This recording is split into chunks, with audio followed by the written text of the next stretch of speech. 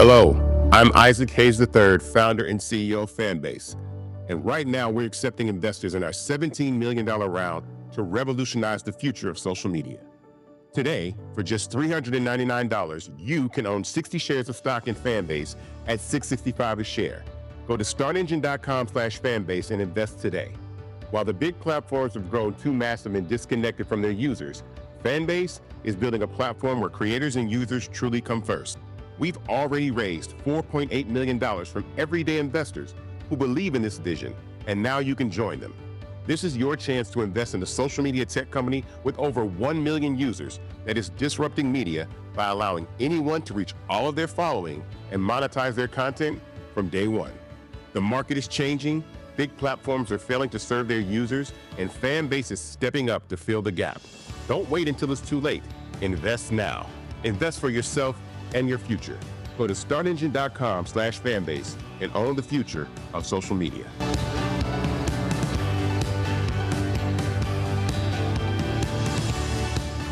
Black Star Network is here. Oh, no punch! I'm real revolutionary right now. Thank you for being the voice of Black America. All momentum we have now, we have to keep this going. The video looks phenomenal. See, there's a difference between Black Star Network and Black-owned media and something like CNN. You can't be Black-owned media and be scared. It's time to be smart. Bring your eyeballs home. You dig?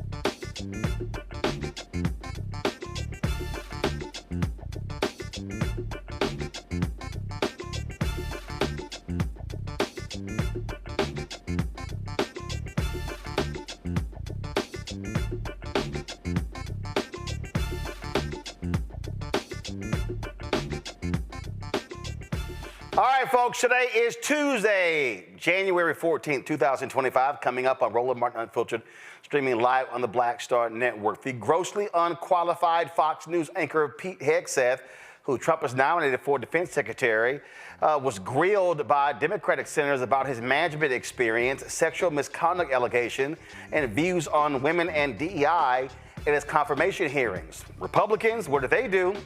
Made excuses for truly one of the most unqualified nominees ever to be Secretary of Defense.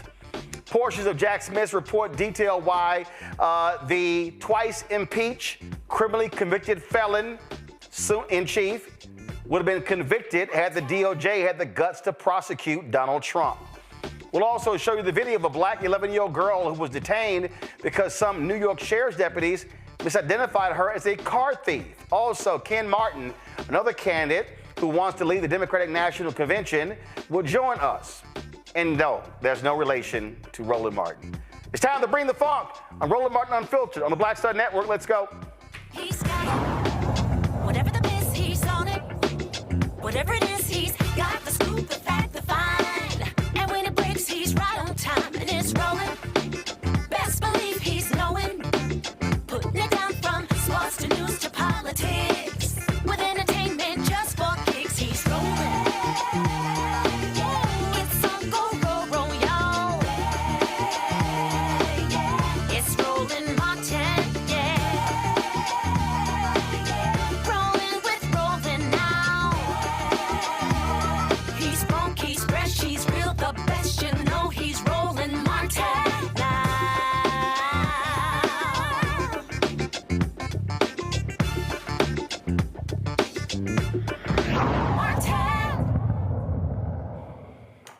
Jamie Harris's decision to step down, not to run for re-election as chair of the Democratic National Committee, has set off a number of people seeking that position. Democrats will vote in a few weeks for that. One of the folks who wants to be the chair of the National Party is Ken Martin of Minnesota. He joins us right now on Roland Martin Unfiltered. Glad to have you on the show. First off, obviously, you have Democrats who are upset, some who are depressed, angry as a result of Vice President Kamala Harris not winning against Donald Trump.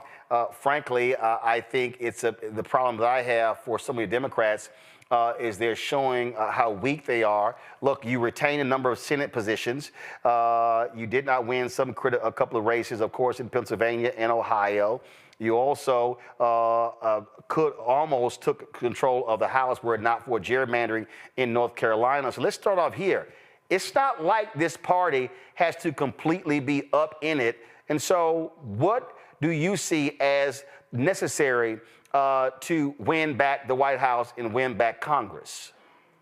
Well, first off, Roland, thank you so much for having me. And boy, I loved your intro. And, I know you said we're not related, but you never know. I mean, there's a lot of Martins out there. But let me just say this. Let me get back to business here. You're not wrong, right? This was a close election, 114,000 votes in 3 battleground states that swung our way. And we'd be celebrating President Harris right now, right? 7,000 votes in 3 battleground congressional districts. And we'd be with Speaker Hakeem Jeffries. So this was a very close election. It doesn't change the fact that to so many, this election was a big punch in the gut, right? Because we all believe in that improbable 107-day campaign that Vice President Harris led.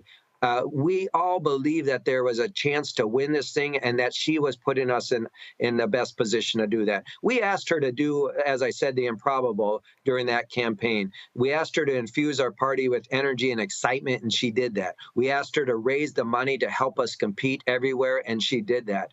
But there's still questions left, of course, for all of us after this election loss as to how we lost ground with so many people throughout this country, that we know that we lost ground, for instance, with Latino voters, with women, with young voters, with working class households. You can go across the board. We lost ground. And it wasn't a singular occurrence of just this election, of course, Roland. We know we've been losing ground for some time with many parts of our Democratic coalition. And we've got to figure out a path to get them back. Look, I think after every election, we should have a post-election review, right? One of my critiques was in 2020, after Joe Biden won, we didn't do a post-election review. And you know this better than anyone, Roland.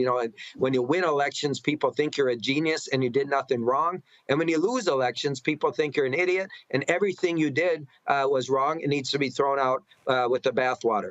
Neither are true. It's somewhere in the middle. And so we need to really dig deep, be very introspective about what worked, what didn't work, and make sure we fix what we need to win elections again. And the last thing I'll say is I'm not here to win arguments. I'm here to win elections again. And what we've done in Minnesota is unmatched on any of my competitors in this race. I'm 25-0 in a purple state of winning statewide elections. I haven't lost since I've been the chair of the Minnesota DFL. And I think what we've done there could be scaled up to the DNC to help us win again and to make sure in this year, by the way, in 2025, when we have critical elections in Virginia, in New Jersey, in Mississippi, and Louisiana, that we're ready to not only win again, but to springboard into those critical 2026 elections. There was analysis that showed some 19 million Joe Biden voters from 2020 stayed home. I say it consistently on this show.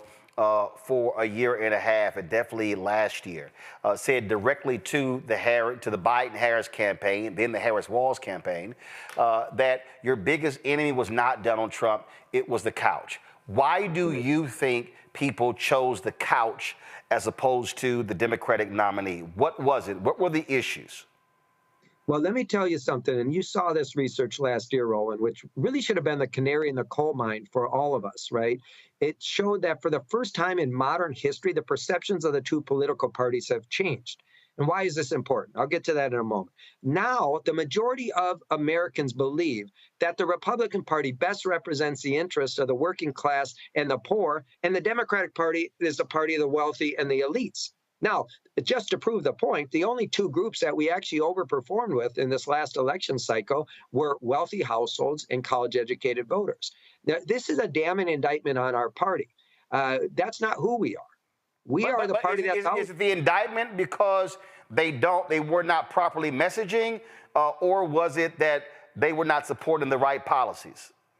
Well, let me say this, because I think you've hit on something, a really important distinction, because I don't think it's a wholesale rejection of our policies. And let me tell you why. In the state of Missouri, Voters showed up and passed a minimum wage increase, paid family leave, abortion protections, all by wide margins. Then they went down the ballot and voted for Donald Trump and the Republicans. So it's not that as if Americans are not supporting the policies that we champion. It's the fact that they're not connecting those policies which they believe will improve their lives back to our party and candidates. So it's a messaging problem first, and it's a brand problem. And I'll come back to that in a second, which is, for me, the majority of people in our coalition who've left us feel that we're not fighting for them anymore, right? They feel that we are only showing up to their doors, having conversations with them 4 months before an election.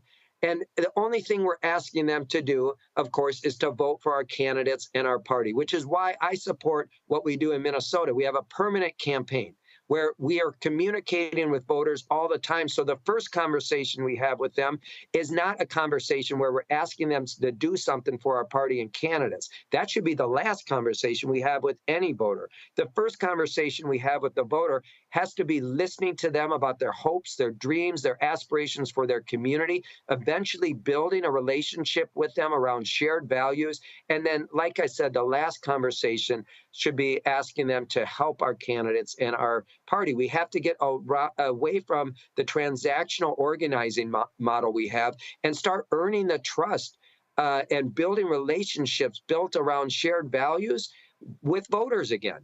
And so that means we're organizing in those communities every single day. We're present, we're having conversations, and we're earning their trust. Second is we have to rev up our communications infrastructure. Think about this, Roland. The Republicans did a masterful job starting in 2020, right after Joe Biden was elected, of going into these new information spaces and essentially beating the hell out of Joe Biden and the Democratic Party. And they did that for years in an unimpeded manner, right? On podcasts and gaming services and streaming services and all these new information spaces where Democrats were not competing. They were using micro-influencers, paying people who were already on these platforms to essentially spew their misinformation and disinformation. And by the time we actually started to engage in those same platforms, the die was already cast. They had already defined us before we had defined ourselves.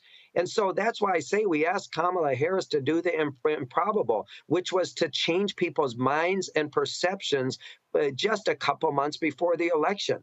You see, I believe, and I could be wrong, but I believe we lost this election before we ever got to the election year because we weren't consistently messaging about the Joe Biden, the Democratic Party. We waited until an election year to start revving up our communications infrastructure and our organizing infrastructure. Well, I can tell you the reason that is true because I said directly in November of 2023 that I said it everywhere, and I said directly to principals, campaign leaders as well, that January to July should have been the education informative stage.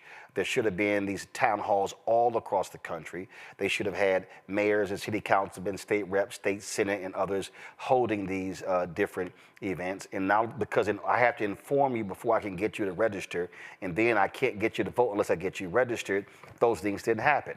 The other thing is this here. You talk about the absolute failure to spend money with platforms like this. I got no problem saying this. When one of the reasons why the right is able to have that ecosystem because they fund the ecosystem. They actually spend the resources. I can tell you, even when the Harris-Walz campaign, the decisions of Jen O'Malley Dillon, of Stephanie Cutter, of Quentin Folks, as well as David Plouffe, when it comes to funding black-owned media, was shameful and despicable. It was a joke. The other thing is this here, and this is a perfect example. I can tell you, we had a meeting last year. They had the Senate Democrats had with their black media roundtable. This is a perfect example of how just dumb they were thinking.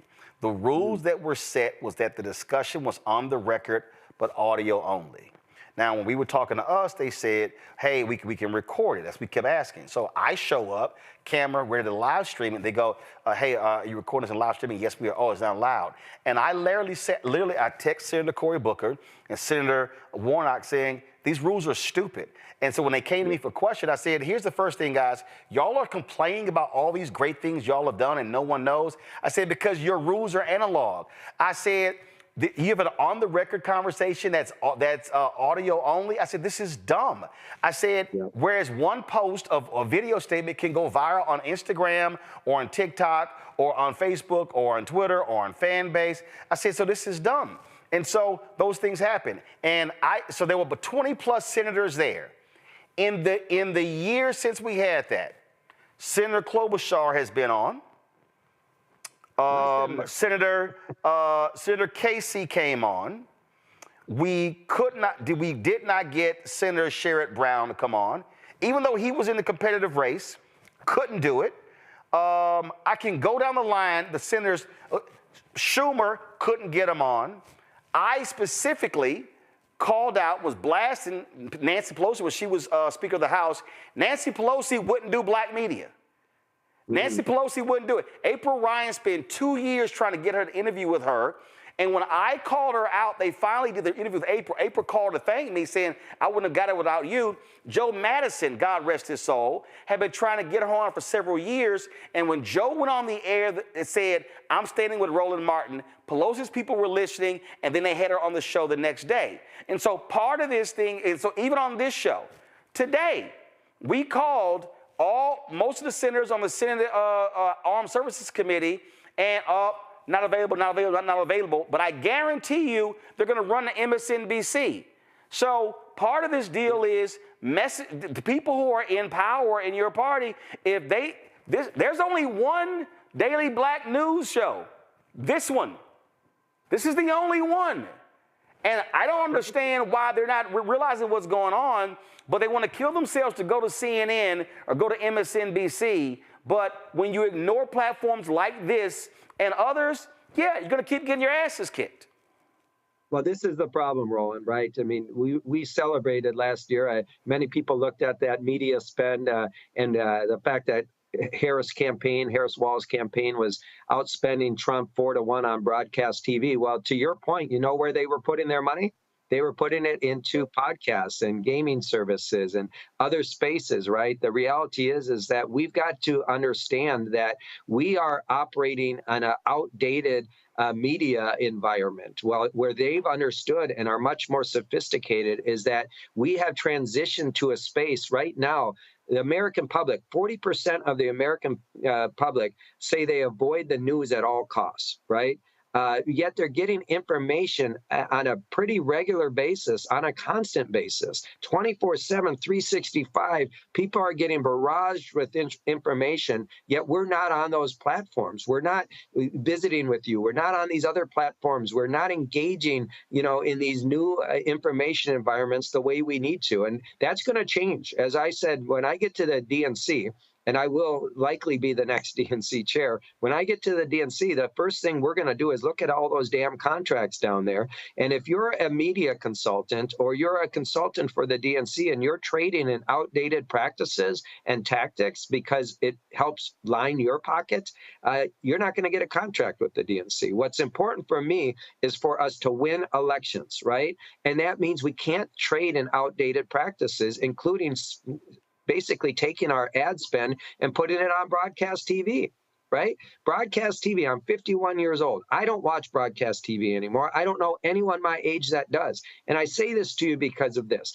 We have an opportunity right now, in this moment, and whenever there's a crisis like this, there's an opportunity. And the opportunity is to shake things up and not do business as usual. Start to realize that we have to reimagine the DNC. And for me, that's what I'm going to do when I'm the next DNC chair. One of the things that my book is, the book came out and it's called White Fear, How the Browning of America is Making White Folks Lose Their Minds. Mm-hmm. A lot of Democrats have been doing all they can, running from the reality of race and how people vote, and how a lot of white voters vote based upon culture and not based upon their economic needs. Biden-Harris administration bent over backwards, did more for unions than any president since FDR, but you had a lot of these union people who still stood up and was backing Trump. And what I've said is when I see these Democrats keep running around, Bernie Sanders keep doing it, and so many others, they keep talking about, oh, the Democrats have lost the working class. No, the Democrats have lost the white working class. The black working class voter still is voting Democratic. Are you willing to have direct, real conversations with white voters about them voting based upon whiteness, about their perceptions of black people getting things, of their fear of a changing demographic? Because I just think that Democrats have been absolutely afraid. I've said this to Obama, to Biden. Look, they tout the Affordable Care Act. The people who have benefited the most from the Affordable Care Act are the sickest, whitest, poorest people living in the reddest states. And so are you willing to literally go to those places and say, hey, look at somebody in the eye and say, you might lose the Affordable Care Act because your Republican senator and your Republican governor don't want to expand Medicaid expansion, and that's why your rural hospitals are shutting down. And so, what kind of fight are you willing to have to battle with people and to be ruthless about it and to challenge them on those points? Because I just think too many Democratic leaders have been afraid to look broke, poor, in many cases uneducated, white conservative voters and challenge them on those points. Well, first off, absolutely. I agree with you spot on. There's a great book, I don't know if you read it, called The Politics of Resentment, which is... I haven't. Yep, Dr. Catherine Kramer out of the University of Wisconsin studied the rural Trump voter after the 2016 election. And I think what you're hitting on is absolutely right. And, for me, I'll just share a couple personal anecdotes. My brother, who's a union carpenter, I also come out of the labor movement, out of the building trades. My brother voted for Obama in 2008 and 2012, and Democrats well before that. He voted for Trump in 2016, 2020, and 2024. My father-in-law, who's a beef cattle farmer in southern Minnesota, the same thing, right? Voted Democrat his whole life and found some appeal with Donald Trump. And so when I talk about what was the appeal? I'm just curious. What was the appeal? I mean, I think for my father-in-law, and it's different than my brother, right? My father-in-law, I'll just share a story. As I asked him, well, why did you vote for Donald Trump? And, thought I would get something around ag policy or farming. He's 85 years old. His family's farmed that land for 135 years. And he starts telling me a story. He says, look, none of my kids, your wife included, want to come home and farm the land. My high school that your wife went to, that I went to, has consolidated now, and I don't have a Friday night football game to go to. The clinic that's in our town that I take my wife to for her health care, I now have to drive 50 miles away to get health care for my wife, right? You go down the list and you start realizing, by the way, as he's saying this, he's feeling like his identity is being taken away from him, that his community is drying up underneath of him, and he feels like no one gives a damn about that. And so along comes a snake oil salesman named Donald Trump saying, well, let's make America great again, right? I believe for him, he had a knot of anxiety. He's 85 years old. He had a knot of anxiety about his future. He should be living carefree, not worried about his future, living out the last days of his life. But this man felt like his identity, his community were changing around him, and no one gave a damn about it. Not just the Democratic Party, but the Republican Party. And again, along comes a snake oil salesman telling him we're going to make America great again. You and I both know what that was code for. Of course. For Dave O'Rourke, he felt like, you know what? Maybe someone actually sees and hears me, right? Which is crazy because more manufacturing was brought back to places like that by Joe Biden than Donald Trump. Right. Donald Trump killed farms with his tariffs. And the thing that Springfield, Ohio, that was a dying city. And here's the thing with immigration. All these people say how they hate immigration, but a lot of these Midwestern towns that have seen population decreases, massive decreases, which means that you don't have home buying, sales tax drop, no property taxes. So then these immigrants come in. There's like, oh my God, our community is changing. Yeah, but you were also dying. So it's as if what they're saying is, hey, we don't want our towns to die. We don't want those black people coming in, or those Mexican people coming in, or those Venezuelans, or those Colombians. We don't want them coming in. So really what they're saying, Ken, is if we had 20,000 white immigrants come in, we're good. I know, it's ridiculous. And I'll tell you, in Minnesota, you look around our state, what's given rebirth and a renaissance to so many small communities, of course, is immigrants. And to your point, the way that I think, look, let me just say this, because I think it's really important. I think we've got to get back to a working class agenda. And it's important to realize, as you know, Roland, that the working class is a multiracial, multi-generational group of black, brown, and white people who are fighting hard, who are working harder than they ever have before and feeling left behind. That's true of rural white voters. That's true of working class voters in the inner city. That's true of working people throughout this country. And I will just say this. I don't disagree that we have to find a way to connect again with people who live in rural parts of this country. You cannot write off an area that might seem red or write off people who may have voted for Donald Trump. There's no such thing as a perpetual red area or a perpetual blue area, right? We have to be willing to talk with voters throughout this country again, which is why I support in my plan an every county strategy. And making sure that we are competing in all 3,244 counties in every zip code, and that we're contesting races up and down the ballot. We can't just be the party that's focused on federal races, right? But most importantly, that we're connecting with voters and we're not writing voters off, whether they're white, whether they're black, whether they're brown, right? Whether they're Asian, whether they're Latino, you name it. The reality is our party's got to get back to being the champion for everyone. And that's the thing. I've got 2 minutes left. I have to ask you this here, and it drives me crazy. Why are Democrats so damn afraid to use the phrase the poor and the working class? I listen to these candidates, and I listen to President Biden a lot, even Vice President Kamala Harris. The middle class, the middle class, the middle class, the middle class. The reality is the working poor. Reverend William Barber talks about this all the time, that if Democrats pick up 2 to 3 points among the working poor, they win in every place. But the working poor gets ignored because your Democratic candidates don't even want to mention that. It's always the middle class. And so, again, that has to be a part of this messaging, that you can't just keep talking about the middle class and leaving out the 100 million plus people who are the working poor. Well, you heard me say it earlier.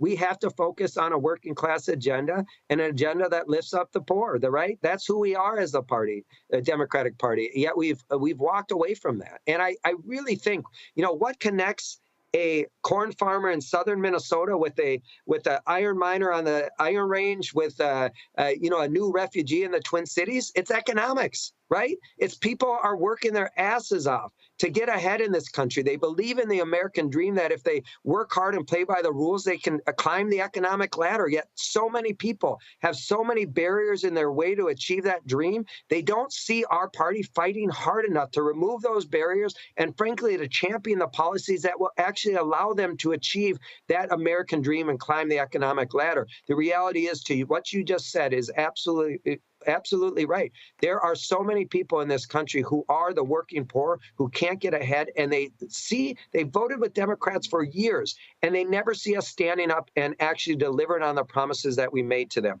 That's the other piece of it. You can't. My old boss, Paul Wellstone, used to say, never separate the life you lead from the words you speak. The other problem we have is disillusionment amongst people who voted for us for years, who kept voting for us, hoping that their lives would be different, yet we didn't deliver on those promises when we got to office. So we not only have to get out and campaign, permanently building relationships with voters again throughout this country, in rural communities, suburban communities, urban communities, but we also have to deliver when we get in power on the promises we made to actually make a difference in their lives. All right, Ken Martin, we'll certainly appreciate it. Thank you so very much. We'll see what happens with the elections. February 1st, correct? That's correct. Okay, thanks a lot. All right, folks, got to go to a break. We come back. I'll talk to my panel about what we just heard from Ken Martin. You're watching Roland Martin Unfiltered right here on the Black Star Network. Hello, I'm Isaac Hayes III, founder and CEO of Fanbase. And right now, we're accepting investors in our $17 million round to revolutionize the future of social media. Today, for just $399, you can own 60 shares of stock in Fanbase at $665 a share. Go to startengine.com/fanbase and invest today. While the big platforms have grown too massive and disconnected from their users, Fanbase is building a platform where creators and users truly come first. We've already raised $4.8 million from everyday investors who believe in this vision, and now you can join them. This is your chance to invest in a social media tech company with over 1 million users that is disrupting media by allowing anyone to reach all of their following and monetize their content from day one. The market is changing, big platforms are failing to serve their users, and Fanbase is stepping up to fill the gap. Don't wait until it's too late. Invest now. Invest for yourself and your future.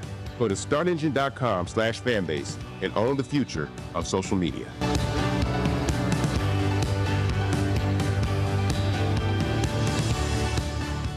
Coming soon to the Black Star Network. Well, y'all, when you're on that stage or when you're and you're seeing 2 and 3 or 4 generations in the audience, that's got to speak to you about the power of what y'all have become. Oh, most definitely. I think we were doing our show before our tour, before our break, and remember, I was watching this kid. I could not take my eyes off him because he was about 9 or so. He was sitting in the front row with his over on the right hand side. Yes. I was amazed that this kid knew everything, and I was like tripping to see how many songs this kid actually knew. And he knew them all. And he knew them all. We had to go over there and bring him on stage and take a picture with him, at the end of the show and stuff, because it was just that amazing. It's like, this is crazy. The music travels everywhere, like what Philip was saying, seeing this young kid. Then you hear our songs on commercials, cold commercials. Then you have the younger ones that hear our music in animation.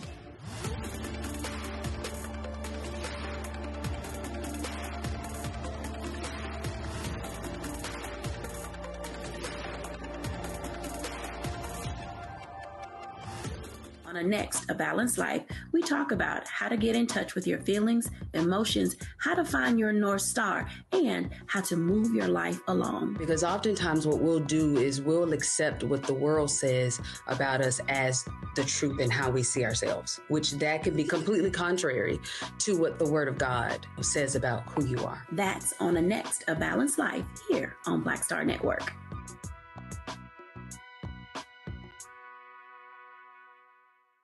Next on Get Wealthy, with me, Deborah Owens, America's Wealth Coach, women of color are starting 90% of the businesses in this country. That's the good news.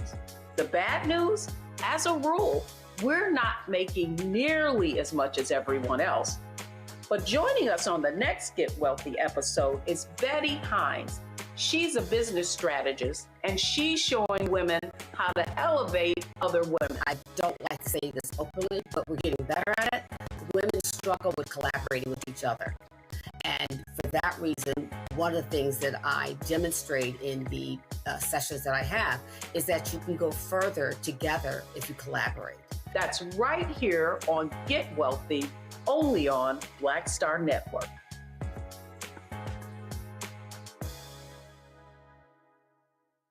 This is Tamala Mann. And this is David Mann. And you're watching Roland Martin Unfiltered.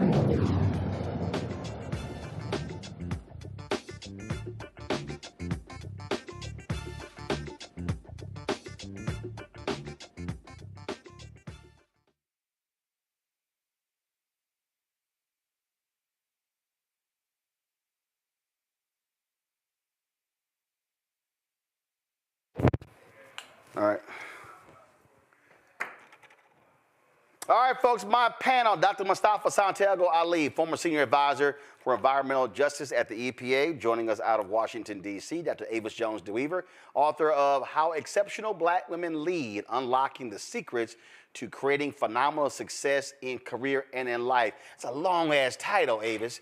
Also the co-founder and editor-in-chief of Max Black's Media from National Harbor, Maryland. Ben Dixon, pastor, political commentator, author of God is Not a Republican, joining us out of Atlanta. Glad to have all three of y'all here. Let's get right into it. I'll start with you, Ben.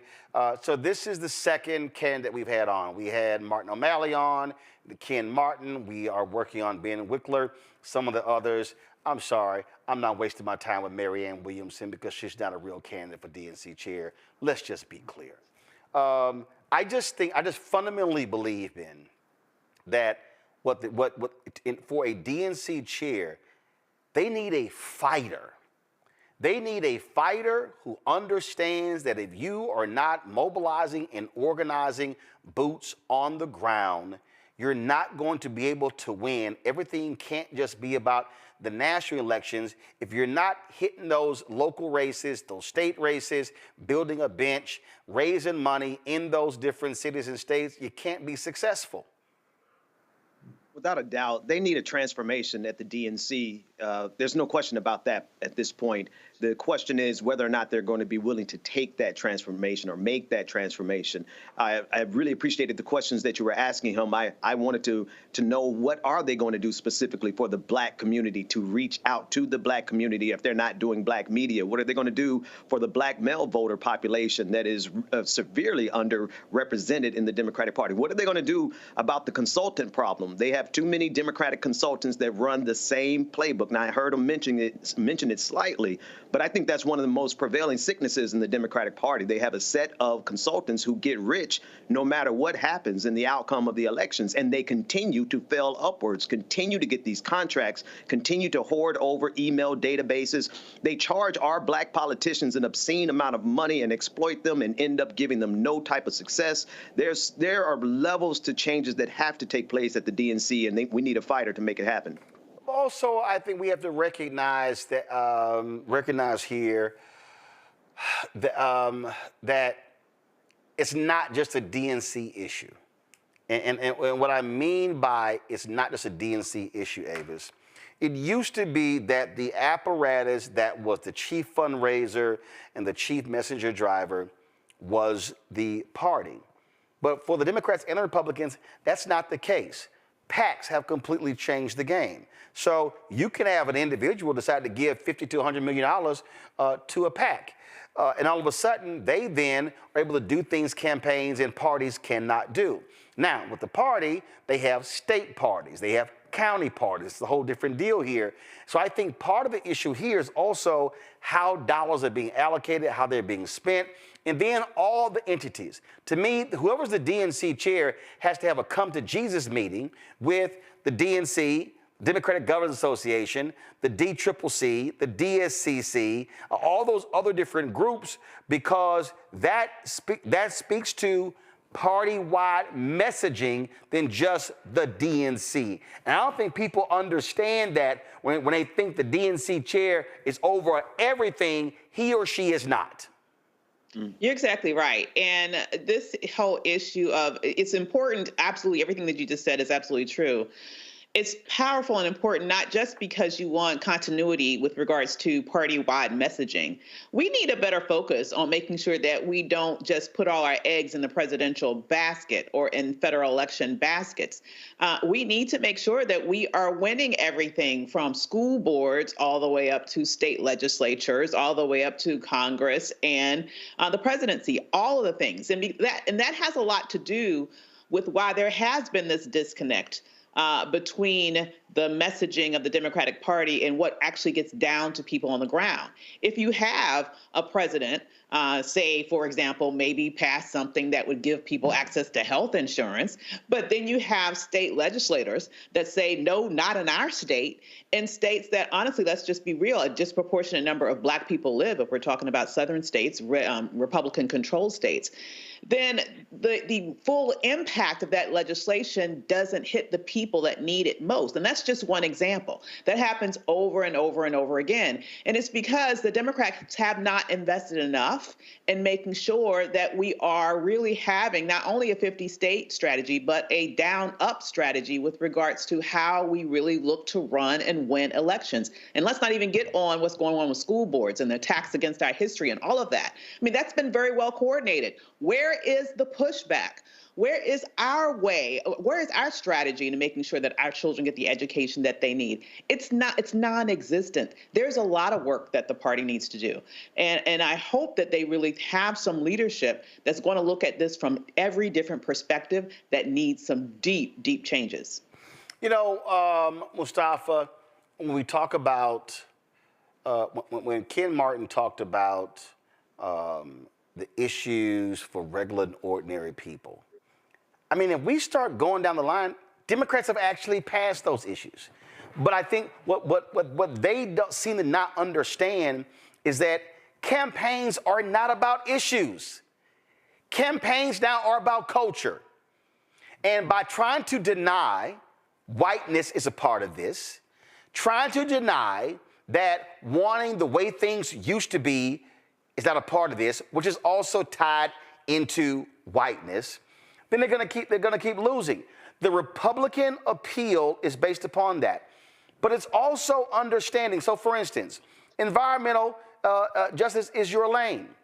To me, they've allowed Republicans to create the idea that climate change issues, bills, proposals, anything dealing with the environment is a bunch of crazy, out of touch, rich people from California and Oregon.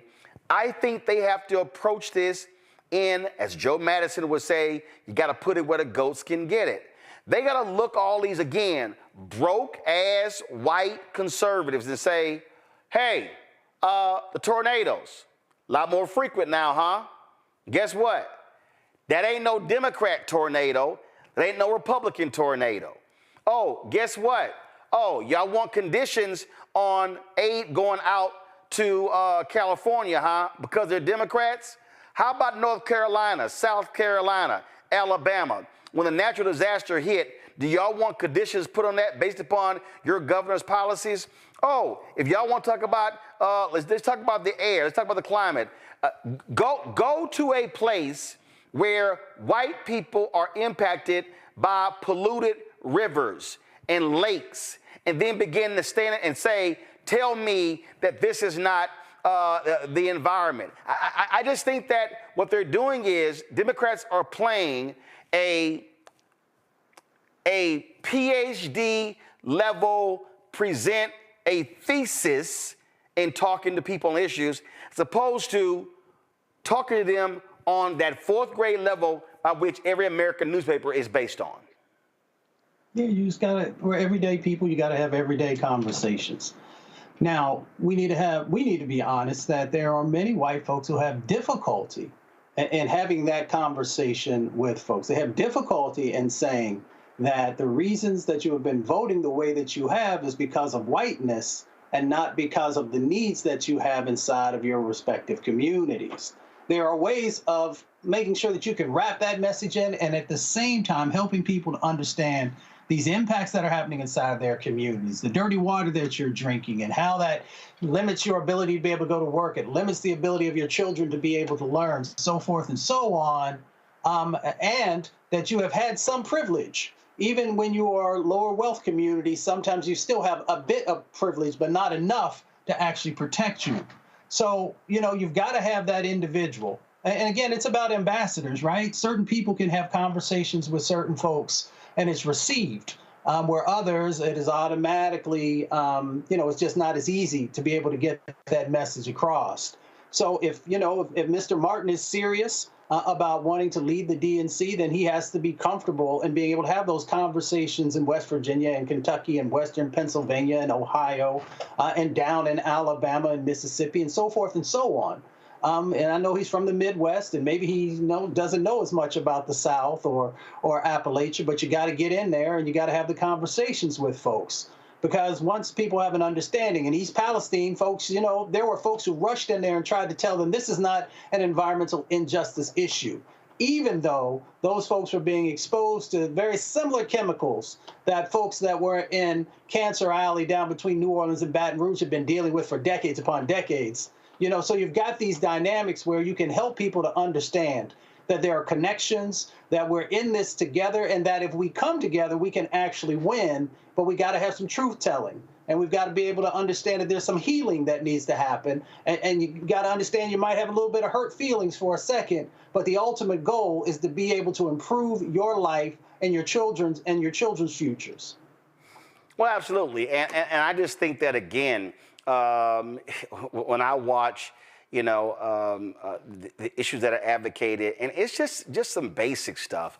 And to me, this thing ain't deep. It ain't complicated. And that was a point there.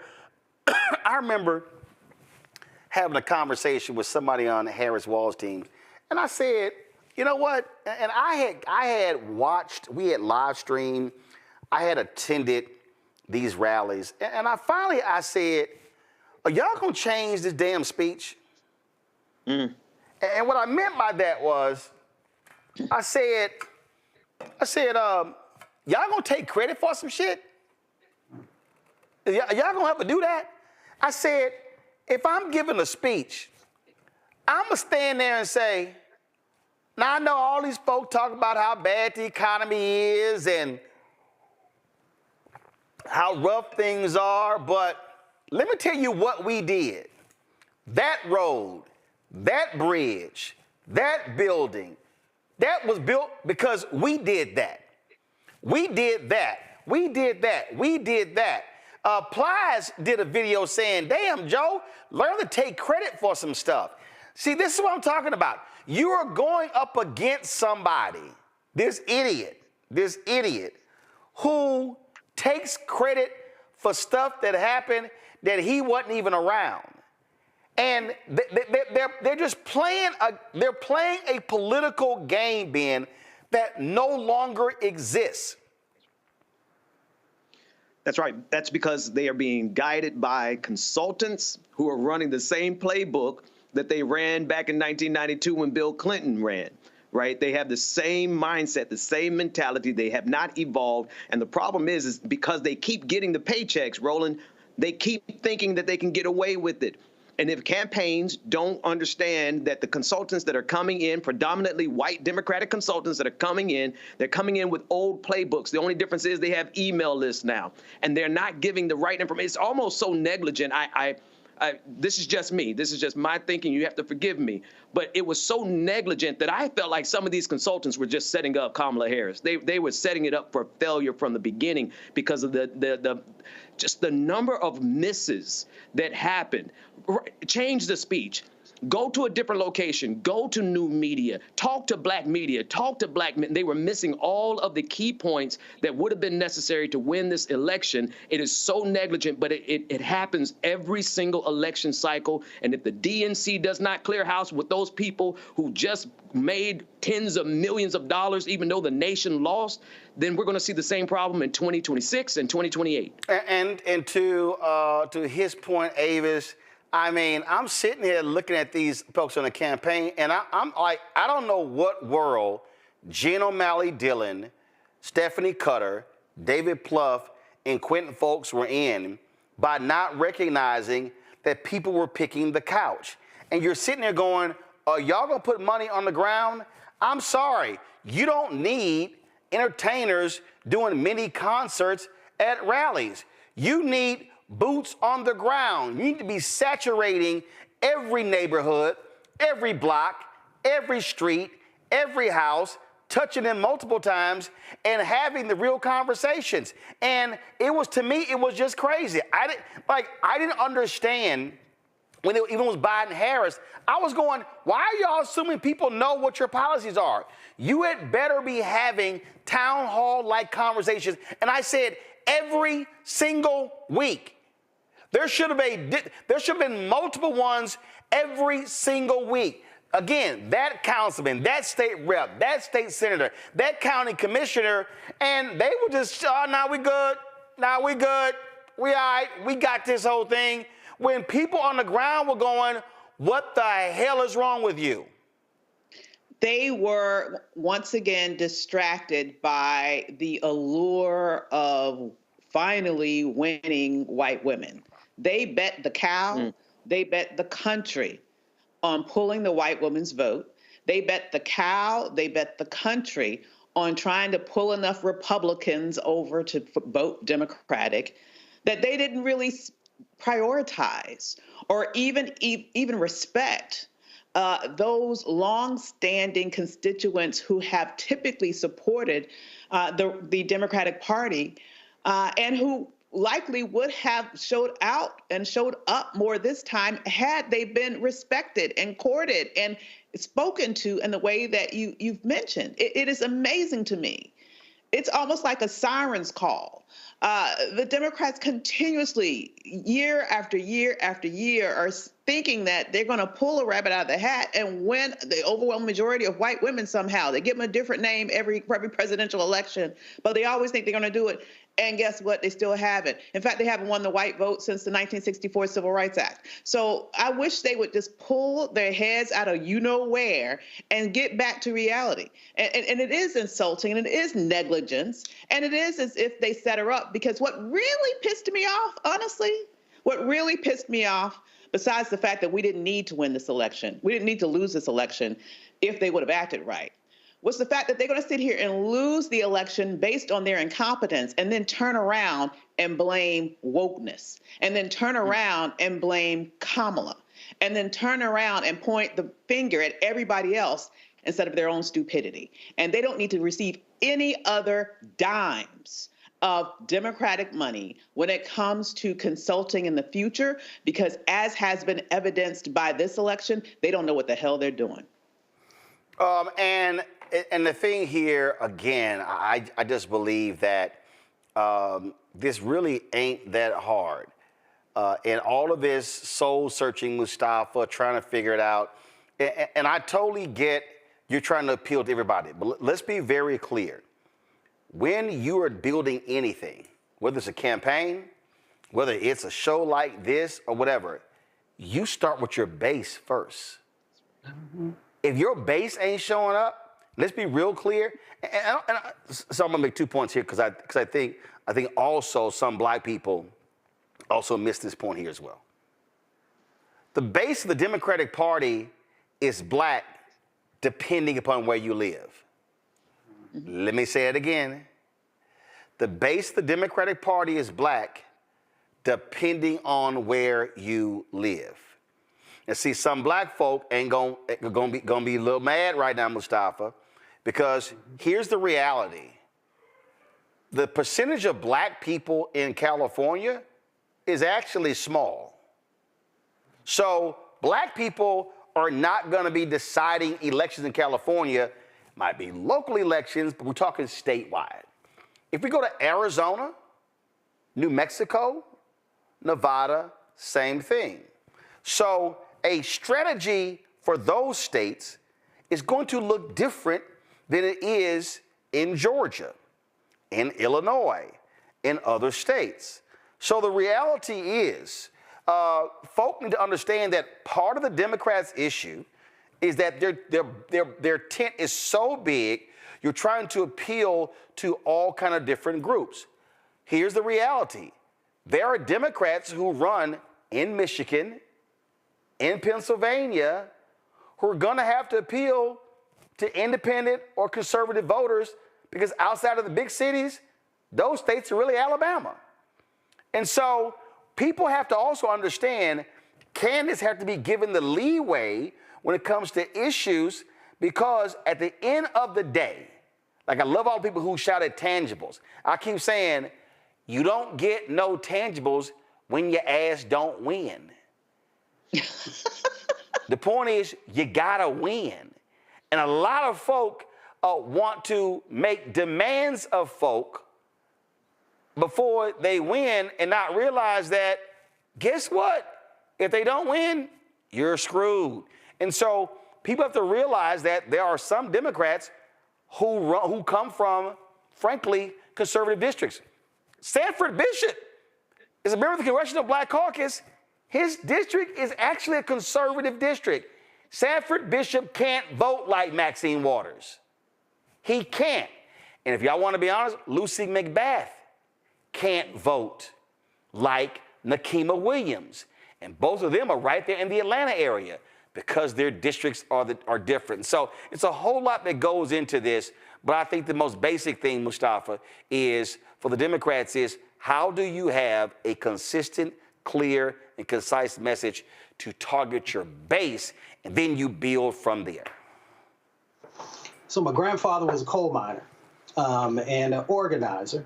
And, you know, I take a lot of his lessons. So I've worked in over 1,000 communities now, all across our country, a few of them outside this country. And he used to talk about, you know, if you're going to build coalitions, you got to figure out what is those 3-5 things that everybody can understand, can articulate, and can agree upon. And when you got that formula, then you got something to build from. He also said you got to take care of home. What he meant by that is that the folks who have been riding with you, you got to make sure that they are taken care of and that they know that they're being honored. And that means, and here's the big problem that I've seen for decades now, when it comes to not just the DNC, but to Democrats, is that they don't know how to come home. They don't know how to go and spend time with folks on the back porch, in folks' kitchen, and in those local areas where folks gather. And until they do that, it doesn't feel authentic. Now, I know in their minds they feel that they're doing authentic work. Here's the other thing. Stop hiring these people. Ben talked a little bit about it. Stop hiring these people that have no connection to community. Because if you don't have connection to community, all you are doing is just spouting talking points or the bumper sticker that you heard. And people, real folks, they're going to see right through that every time. And they're going to be like, they just some folks from Washington. They got no idea what's going on in my life. They don't understand about trying to pay the light bill, keep the water on, or trying to figure out how I'm going to be able to go to the grocery store and make, 3 weeks of need met with, a week's worth of pay. So we just got to stop going out and getting these folks who have no idea about what's really going on. But, it is a big business. And since it is a big business, those contracts are going to continue, unfortunately, unless somebody makes a serious change, to go to folks to make them richer. Now, I will say, in closing, I was happy to hear that he at least said contracting and subcontracting. So if he becomes the DNC chair, then that means that we have a leverage point to hold him accountable, because he said that he understands that there needs to be a change in that space. So let's see if that becomes reality. Folks, hold tight 1 second. When we come back, fireworks in the confirmation hearing for the grossly unqualified white man, Pete Hegseth. We'll show you some of that. And ooh, damn, did it get a little funky between Congresswomen Jasmine Crockett and Nancy Mace. Mace literally said, yo, Jasmine, you want to swing, let's swing. Oh, I would love to see Jasmine Crockett whoop her ass. Y'all, we gonna show y'all the whole video. Support the work that we do right here on Roland Martin Unfiltered. Join our Bring the Funk fan club. The goal is to get 20,000 of our fans contributing on average $50 each a year. That's $4.19 a month, 13 cents a day. If you want to give us via Cash App, use the Stripe app. Cash App canceled all of our accounts. They changed their rules. They canceled the accounts. And so in order for you to contribute via Cash App, you do it this way. And so this is the QR code, or you simply go to our website to get the QR code there. Senior check and money order to P.O. Box 57196, Washington, D.C. 20037-0196. PayPal is R. Martin Unfiltered. Venmo, RM Unfiltered. Zelle, Roland at RolandSMartin.com. Roland at RolandMartinUnfiltered.com. We'll be right back. What's up, y'all? Look, Fanbase is more than a platform. It's a movement to empower creators, offering a unique opportunity for everyday people to invest in Black-owned tech, infrastructure, and help shape the future of social media. Investing in technology is essential for creating long-term wealth and influence in the digital age. The Black community must not only consume tech, we must own it. Discover how equity crowdfunding can serve as a powerful tool for funding Black businesses, allowing entrepreneurs to raise capital directly through their community through the Jobs Act.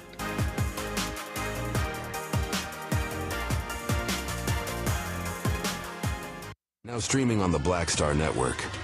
I was challenged by my uncle early on, before I even had a career. Like I was maybe 8 years old, and my uncle said, "What do you want to do?"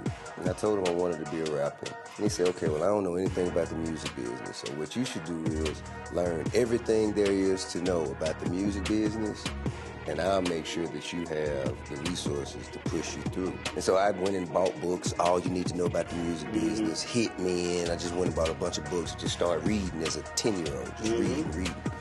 And so I learned, all things licensing, mechanical rights. I learned about publishing, learned about how composition is broke up into two pieces, the writer's portion and the producer's portion. But by the time I actually learned, I came back and I was ready to okay, I got it. He would go into prison. So I had all this information. All this knowledge. All this knowledge. You like, well, what am I going to do with it now?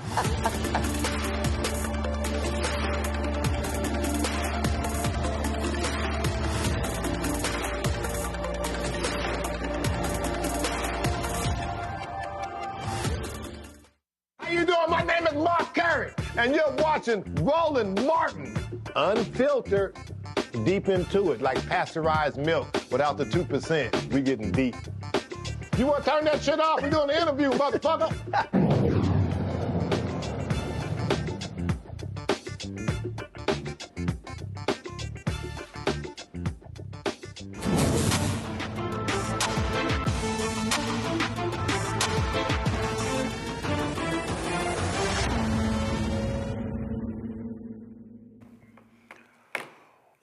Talking about bring the funk on Capitol Hill. Y'all, they had a hearing, and Congresswoman Jasmine Crockett of Texas and that trifling, big bird-looking Nancy Mace from South Carolina. Man, did they get into it, where Mace literally was like, yo, I will fight you. Roll it! Chair, recognize Ms. Crockett. I have an amendment at the desk. So there's 5. Will the clerk, everyone has the amendment. Everyone has the Crockett amendment on the desk. Will the clerk please report the amendment? An amendment to the rules of the Committee on Oversight and Government Reform for the 119th Congress is offered by Ms. Crockett of Texas. Without objection, the amendment is considered as read. I reserve a point of order. The gentlewoman is recognized for 5 minutes to explain her amendment. Thank you, Mr. Chair. During the 118th Congress, Oversight Republicans disbanded one of the most important subcommittees in Congress, the Subcommittee on Civil Rights and Civil Liberties. And now in the 119th Congress, the chairman and House Republicans have decided to prioritize the demands of the real president, Elon Musk, and his billionaire friends over the needs of the American people. Now, we are about to approach the birthday of Martin Luther King. It's actually tomorrow. And on January 20th will be the inauguration of Donald Trump, but it will also be the observation of MLK Day. And the fact that we have decided that in this country we are not going to honor civil rights should be something that we all take issue with. Considering the fact, for some that don't know what civil rights are about, because some people only believe that it deals with black folk, let me explain. Civil and political rights are a class of rights that protect individuals' freedom from the infringement by governments, social organizations, and private individuals. They ensure one's entitlement to participate in the civil and political life of society and the state. Defined another way, the right to be free from discrimination, the freedom to worship as we choose, the right to vote for our elected representatives, the protections of due process, the right to privacy. If any of that sounds familiar, it is because these are rights that are born out of our Constitution, something that we all supposedly have sworn an oath to, and we swear to not only, we don't just swear to it, we are supposed to protect those rights. Interestingly enough, we just had the funeral of one of our beloved presidents. And I caught a flight to Austin on the day of the funeral. And I had the honor of sitting next to someone who was a little familiar with the White House. That person was Lucy Baines Johnson. And when I tell you that she is a wealth of information, I really mean that. And when we had an opportunity to talk about what she experienced as her father was president during a time in which, honestly, our country was on fire, and I would argue that, unfortunately, our country is on fire right now. When I first ran for office, I ran for the State House and said that we were in the midst of a modern-day civil rights movement, and I have not been convinced otherwise just yet. But this is the daughter of the president that signed the Civil Rights Act of 1964. She was also there when he signed the Voting Rights Act of 1965. And to be perfectly honest, without that voting rights, I don't believe that I actually would have a seat in Congress. And so I do believe in preserving the fact that everyone should be entitled to real and true representation, because I do have a Section 2 seat as our Voting Rights Act has been decimated. But one of the stories that she told me was that her father asked her about coming over to the Congress for the signing of the bill as it relates to the Voting Rights Act. Now, for her, it was a bit inconvenient as an 18-year-old to have to leave the White House and go over to Congress. And she asked her father, why should we go over to the Congress, Daddy, to sign this particular bill? And she said, we need to go over to the Congress because we need to pay due respect to those members of Congress that knew that voting for this bill meant that they would not be returning to Congress, but they had the courage to do what was right for this country and make sure that everyone's voices were going to be heard. The one thing that we could do, the very small thing that we could do, is have a little bit of courage and decide that we are going to reinstitute this particular subcommittee, because unfortunately, I don't see the type of courage that the people that served back in the 60s had coming out of some of our colleagues. And so I'm asking you to do the courageous thing today and just institute a subcommittee that would make sure that we are looking out for those protections of everyone in this country, to make sure that we have real freedom, something that we all supposedly espouse to believe in. And with that, I will yield. Mr. Chairman. Member seek recognition. Ms. Stansbury. Thank you, Mr. Chairman. I appreciate the gentlelady across the aisle demonstrating why we need civil rights. We need civil rights to protect all people, especially trans Americans who are under attack right now. I would like to yield the rest of my time to the gentlelady who is carrying the amendment. I don't even know how we got there, because I tried to make it clear how many civil rights, it doesn't just boil down to one conversation, but I can see that somebody's campaign coffers really are struggling right now. So she gonna keep saying trans, trans, trans, so that people will feel threatened. And child, listen, I want y'all to tell me whether or Do not. not call me a child. I am no child. I want Don't to even find start. out I am a grown which woman. of those I am 47 years emails old. I have broken actually more have. glass ceilings than you Chairman, ever I will. am reclaiming my time. You will not do that. I am Order. not a child. I am not a reclaiming child. my time. If you want to take it outside, Mr. Chairman, the committee is not in order. Order. Point of order. Point of order. Order. Chair recognizes Ms. Crockett. No, point of order, Mr. Chairman. State your point.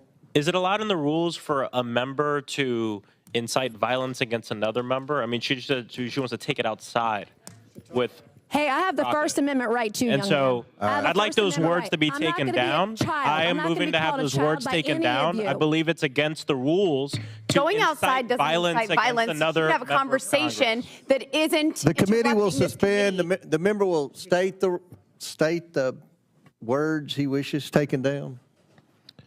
Where she said that we can take it outside, which is direct violation against the rules, inciting violence against another member. What rule? What rule? Cite the rule. How does that incite violence? Mr. Chairman, there are, if I might point out, Mr. Chairman, there are decorum rules in the House of Representatives. And the two parliamentarians are discussing this right now. We'll suspend for a second.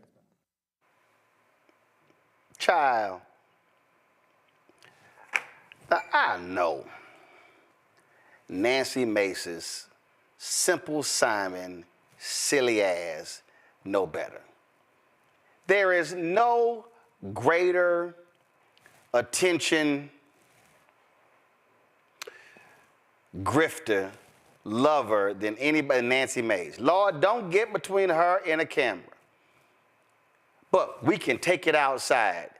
Nancy Mace, hashtag Team Whip That Ass will show up if you really tried to swing on Jasmine Crockett. Ain't no, stop. But even Jasmine Crockett wasn't lying. Nancy Mace lost her mind. She was going trans because of an incoming Democratic member of Congress, and she was right because she was just sitting there trying to raise some money. I mean, child, go sit your little ass down. What are you looking up nonsense from Nancy Mace? Avis? Oh, I'm sorry. Well, here she is, gaslighting. That's exactly what that was, gaslighting 101. It is the same playbook that the Republicans have leaned on for God knows how long, right? They sit here, they create a boogeyman, and they ride that boogeyman in a way that allows them to score political points in any way possible. In fact, that specific boogeyman that she was referring to in terms of trying to sort of insert the word trans again in this particular conversation was, in essence, a specific issue that they swift-boated the Harris campaign on. Let's just get real about that because, once again, her political operatives chose not to respond, but that's another conversation. I will say this. She knew what she was doing. She was trying to get attention. She knew when she said it and she knows that she knows the connotation of that phrase. She knows it. She was just doing what she does, as you mentioned, trying to raise money, trying to get attention, trying to get a little time on Fox or something. But clearly, if she was really about that life, she wouldn't really use those words and turn them into action. She just wants to really be a spectacle, and that's what she did. You are dealing with Simple Simons, Ben, on the Republican side, and Nancy Mace, without a doubt, is clearly one of the most horrendous fools when it comes to trying to get attention for herself, and she's shameless about it. Yeah, we live with a social media Congress, particularly on the MAGA side. They want to make a spectacle and they want to make a scene. Nancy Mace strikes me as someone who peaked in high school. She was the mean girl in high school, was the most popular, and then all of a sudden the rest of her life has come down to this, where she has to seek attention, even though she's a congressperson, right? She already has a position of power, but that's not enough. She needs additional attention on top of that, and so she created this. I agree. This was gaslighting. And the funniest thing about this is, though, you have so many white folks online right now trying to figure out the difference. They're Googling the difference between child and child. And it's like we're having to explain it to them. But either way it goes, Jasmine Crockett was 100% correct. In either way that she used the word, because Nancy Mace is a child. She is the most childish member of Congress, and that's saying a lot when you got Lauren Boebert and Marjorie Taylor Greene there. And so I appreciate Jasmine Crockett, and honestly, Roland, I really appreciate the way you center her in this segment and with that opening graphic, because she's one of the #1 targeted people in Congress right now, and I believe that all people need to rally behind her and support her in the way that you are. What the white conservatives do, Mustafa, oh, look at her. She's ghetto. And that's the game that they actually play because they want to call her the N-word so bad. Yes, they do. Yeah, that's true. But we also know that this particular congressional person, that she's uneducated. You can tell that she has no cultural competencies because she would understand the difference between a word that ends in E and a word that ends in D and how it plays out. So evidently, she has had no conversations with black folks, or she would have understood that word. Now, I know that she doesn't care. I understand that it was just for a photo op or for, a quick meme or a quick video, those different types of things. But we had to go deeper, right? Because they are trying, Congresswoman Crockett is actually trying to, one, educate them on the history and the importance of the moment that they have to be able to make sure that we are actually honoring the work that has happened in civil rights, and to make sure that the subcommittee is in place, because we understand that the challenges are still there. But we also understand that they have no interest in that because it doesn't benefit them, or at least they feel it doesn't benefit them, and it shows the short-sightedness. And that's why I say that they are uneducated, because an educated person, even if it's not something that you necessarily fully believe in, understands the changing dynamics inside of this country, understands that the country needs to be stronger, and that civil rights is one of the elements that helps us to be able to do that. So, you know, the other thing that I thought was real interesting as I close is that yesterday, of course, was Delta Sigma Theta's anniversary, 112 years, 350,000 sisters. So if you want to get busy, there's a whole bunch of sisters that will give you everything that you want. So I would be careful when I walked out on the steps of the Capitol, because you may have some very intense conversations by highly educated sisters who will also make sure that you understand what time it is. Now, you know that fool ain't got a clue what DST is. Matter of fact, Nancy Mace can't spell DST. All right, y'all. Speaking of can't spell the stupid, Pete Hegseth. Today they had a confirmation hearing. Trump nominated him to be Secretary of Defense.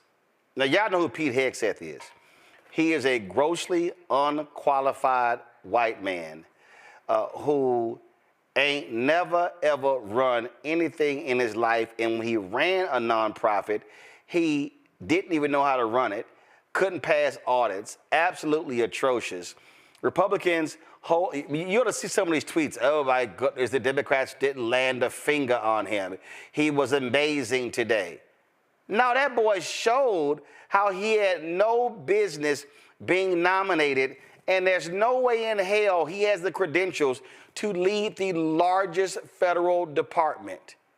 Here's some of what transpired today in the hearing of the completely unqualified, but they think he is superior white man, Pete Hegseth.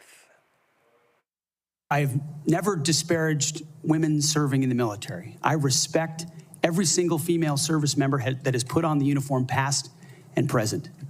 My critiques, Senator, recently and in the past, and from personal experience, have been instances where I've seen standards lowered, and you mentioned 11 Alpha, 11 Bravo, MOS, places in units, and the book that has been referenced multiple times here, The War on Warriors.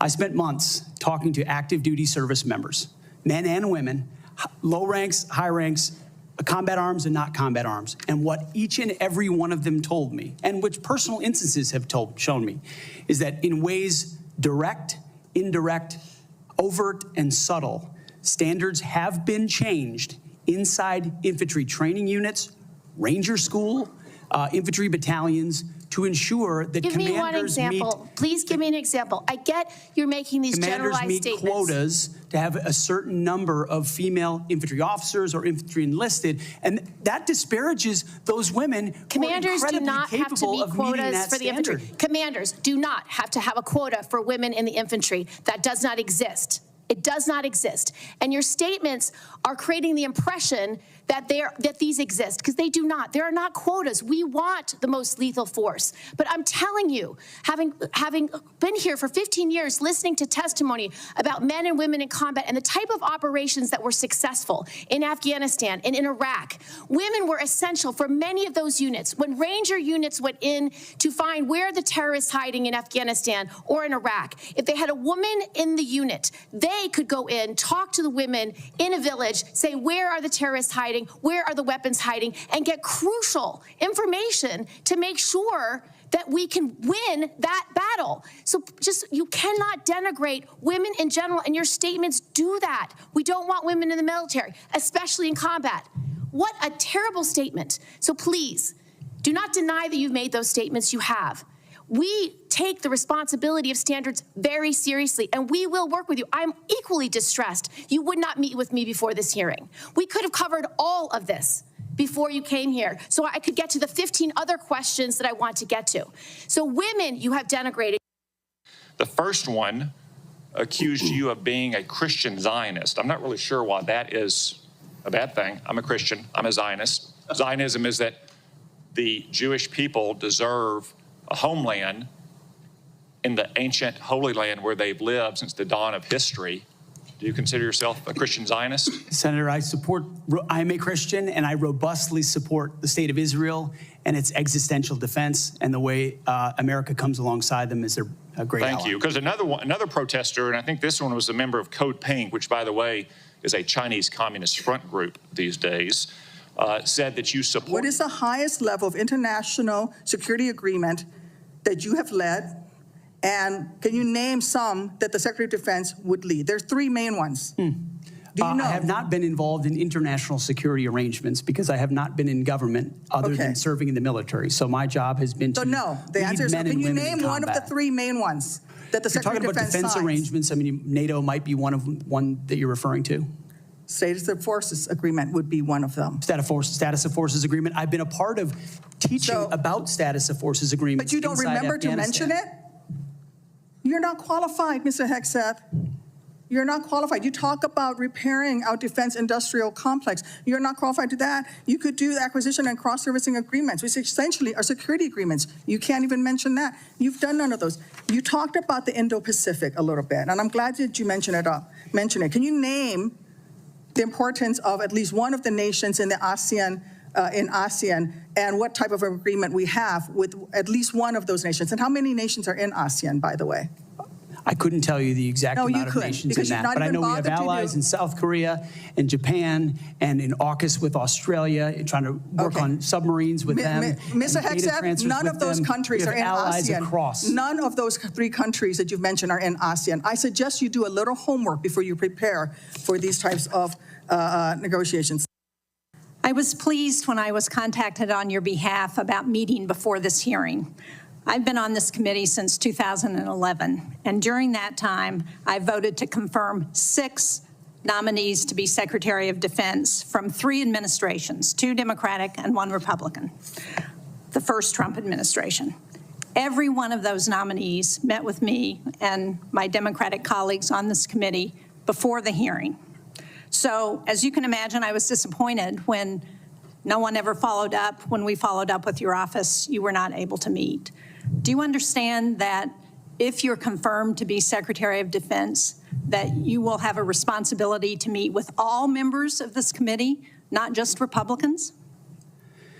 Senator, I very much appreciate and understand the traditionally bipartisan nature of this committee. Their national defense is not partisan. It should not be about Republicans or Democrats. And so I look forward to working together with you and your colleagues on priorities facing this nation. Yes? I think we would expect that. I want to return to the incident that you referenced a minute ago that occurred in Monterey, California in October 2017. At that time, you were still married to your second wife, correct?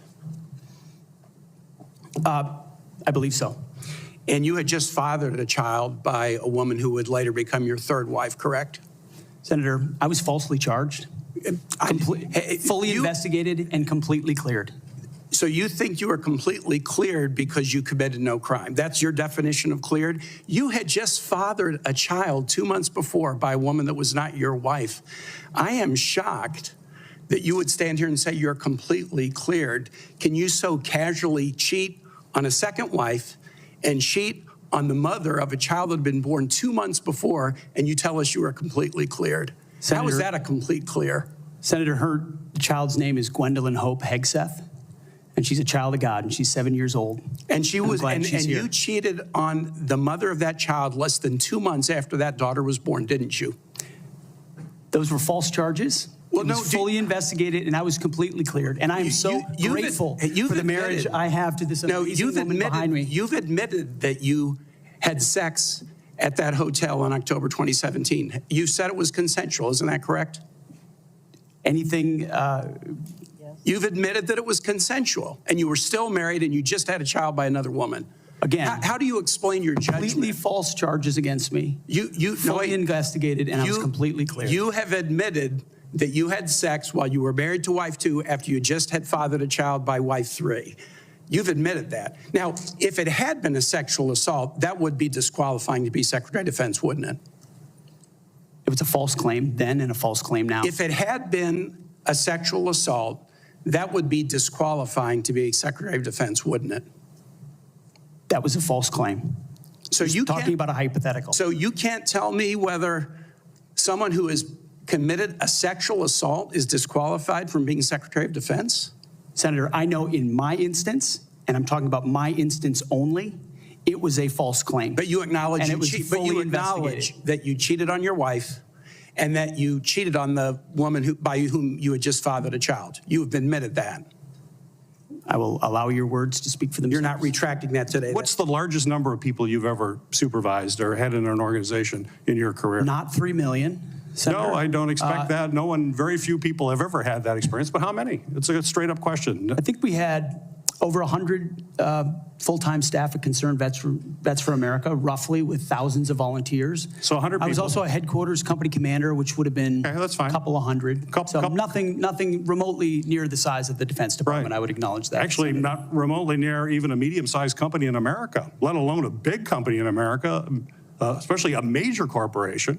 And we're hiring you to be the CEO of one of the most complex, largest organizations in the world. We're the board of directors here. I don't know of any corporate board of directors that would hire a CEO for a major company if they came and said, you know, I supervised 100 people before.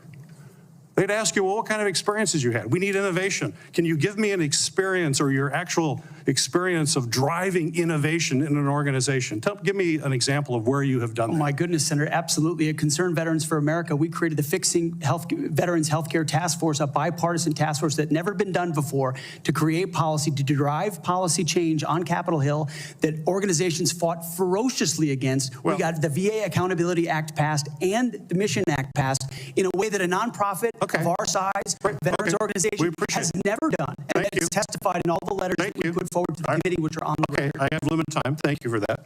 Give me an example of where you've driven down cost.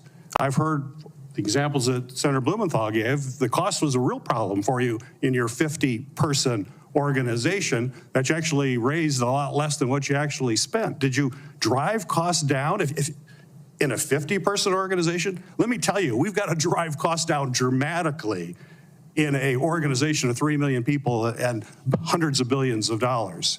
You don't have that experience that you can talk about. To me, this is, or acquisition reform. Acquisition reform, you bring that up. Have you had experience in acquisition reform? I've written about and studied on acquisition reform. Have you actually done it? Because what we need in the hands of our warfighters better change, because we're not doing it well right now. It better, and we need people who have experience actually doing that. You know, you talk about standards. Again, I'm going to go back to a CEO of the most complex organization in the world. I don't think there's a board of directors in America that would hire you as a CEO with the kind of experience you have on your resume.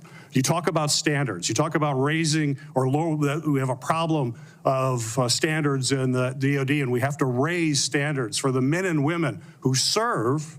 Do you think that the way to raise the minimum standards of the people who serve us is to lower the standards for the Secretary of Defense?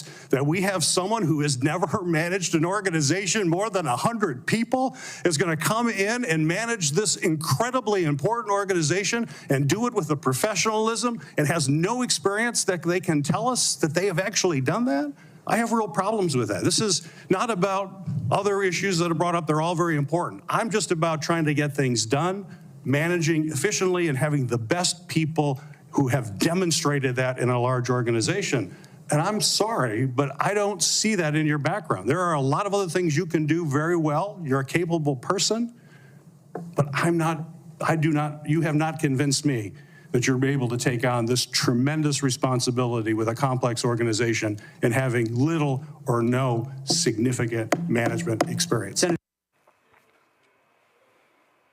Mustafa, we have to consistently listen to right-wing MAGA people whine and complain about affirmative action, about DEI, who's not qualified. And they literally are standing up and shouting from the roof for wanting this completely, grotesquely, unqualified unmitigated disaster of a choice, Peter Hegseth, to lead the world's most lethal military. Not only that, the Republicans have refused to allow all members of the committee to have access to his FBI file. They failed to interview the woman that accused him of sexual assault. They did not talk to wife number 1 or wife number 2 or wife number 3. And this man he doesn't have red checks. He doesn't have red flags. He literally has neon signs that go up in New York's Times Square that says, "Do not hire this white man." But they are like, no, Master Trump wants him, so we gotta do what Master Trump says. I mean, I don't know where you start with something like this. You know, this is one of the toughest jobs that anyone can fill inside of an administration. So you can't be unserious, you can't be unqualified, and you can't be unprepared. You got $1 trillion budget. You have to make decisions about China and the Ukraine and North Korea and a number of other crises and potential crises across the planet. So you got to really know your stuff. You also got to be somebody who understands that you have a very diverse set of folks who are both active duty and civilian workers who are underneath of your charge, underneath of your umbrella. So when you're out there having these conversations, when you're on Fox News or other places talking about DEI and how people are not worthy of some of the jobs that they hold, getting rid of generals, all these different types of things you're saying that are all sort of rooted in racism and misogyny, then how can those folks actually follow you? Now, I have many members in my family who are in the military. We go back almost 100 years that I know about. And it's important in the chain of command of being able to respect the individual who is above you and to know that they have a working knowledge, a set of expertise, really, about what they're asking you to do because, one, you're putting lives on the line, and two, you're in charge of very important sets of decisions. So this gentleman, he's no Lloyd Austin, right? We've had Lloyd Austin on the show before. We know his resume, how amazing he is. He's not a Chris Miller or a Mark Esper or a James Mattis or Ashton Carter or Chuck Hagel. Many people remember Chuck Hagel, or Leon Panetta or Doms Rumsfeld. All these folks, whether Democrats or Republicans, came with a resume of experiences. Whether we agree with their policies or not, you know, they had been through the fire. And then you bring forward this. Now, the question becomes, we know that there is, I don't know what the number is, 36 million registered Republicans, whatever the number is. Is this the best that you actually have? To put this individual as possibly leading, you know, one of the largest sets of budgets, of sets of actions, of individuals. And then it goes back to what you shared at the beginning of this, Roland. You know, when they talk about DEI or they talk about affirmative action, we know over decade upon decade, century upon century, that there have been unqualified white men who have been pushed into positions and supported. But this is a position where if you're not coming from straight out the gate knowing your stuff, there are others in China, in North Korea, and in Russia, a number of other countries who are going to have individuals who are talented and who know what they're doing. So this is incredibly important, and it makes no sense to have this individual up for this position. If we want to talk about gutless Avis, Joni Ernst, U.S. Senator from Iowa, served in the military, understands personally sexual assault, and now she's going to vote for Pete Hegseth. The Republicans have had a massive pressure campaign against senators to vote for this man. And if you want to see despicable, this is Ari Fleischer, who was the press secretary to George W. Bush, President George W. Bush. Ari, who knows better, tweeted this. Pete Hegseth is crushing it. It is refreshing to hear someone relentlessly focus on warriors and lethality without playing Washington's word salad game of forcing nominees to talk like social workers who run government agencies. And this is how I responded, Avis. This is a joke. If the Dems nominated someone with Pete Hegseth's weak resume and troubled background, Ari Fleischer would be hyperventilating. These Republicans are a joke. And this is the thing that Democrats have to understand. These Republicans forget rules, forget norms, forget institutions. They are in 100% Trump ass-kissing mode. And people like Ari Fleischer, who know better, who was the press secretary when 9/11 happened, this man knows when he puts that phone down that Pete Hegseth is barely a good TV anchor or TV host. He damn sure ain't qualified to be Secretary of the Department of Defense. But oh, what it means to be an unqualified white man in America. Because all you need to be qualified as a white man in America is to sit there and go on television with your hair slicked back, nice knot in your tie, and look and smile on TV and say, hey, I love Jesus and I'm a white man in America. And I hate everybody that's not white. You can't leave that part off. Okay. Here is, you know, it is so infuriating that you have someone, as you mentioned, the least qualified person to ever, as far as I know, be considered for this position. It is absolutely disturbing, given, as you mentioned, the gravity of this position. But we have to understand he wasn't nominated based on qualifications. And he's not the only one. A whole bunch of Trump's nominees, the overwhelming majority of them actually, have nowhere near the level of qualifications that someone would actually need to be competent in the position that they are being nominated within. But they do fulfill one very important qualification. And that most important qualification is they will do whatever the hell Donald Trump wants them to do. That is the only qualification that anybody cares about. This is why the Republicans will vote for someone who is clearly unqualified, because that's what Donald Trump wants. And they don't want President Musk to fund people to run against them. So they're going to go and do whatever Donald Trump, the felon in chief, wants to be done. Okay. And this is what we're left with. It is infuriating because at the same time that he is extremely unqualified, he has the unmitigated gall to sit there and talk about wokeness. He has the unmitigated gall to sit there and allude to quotas that don't exist. He has the gall to sit there and talk about, the issue of DEI as if it is such a horrible thing.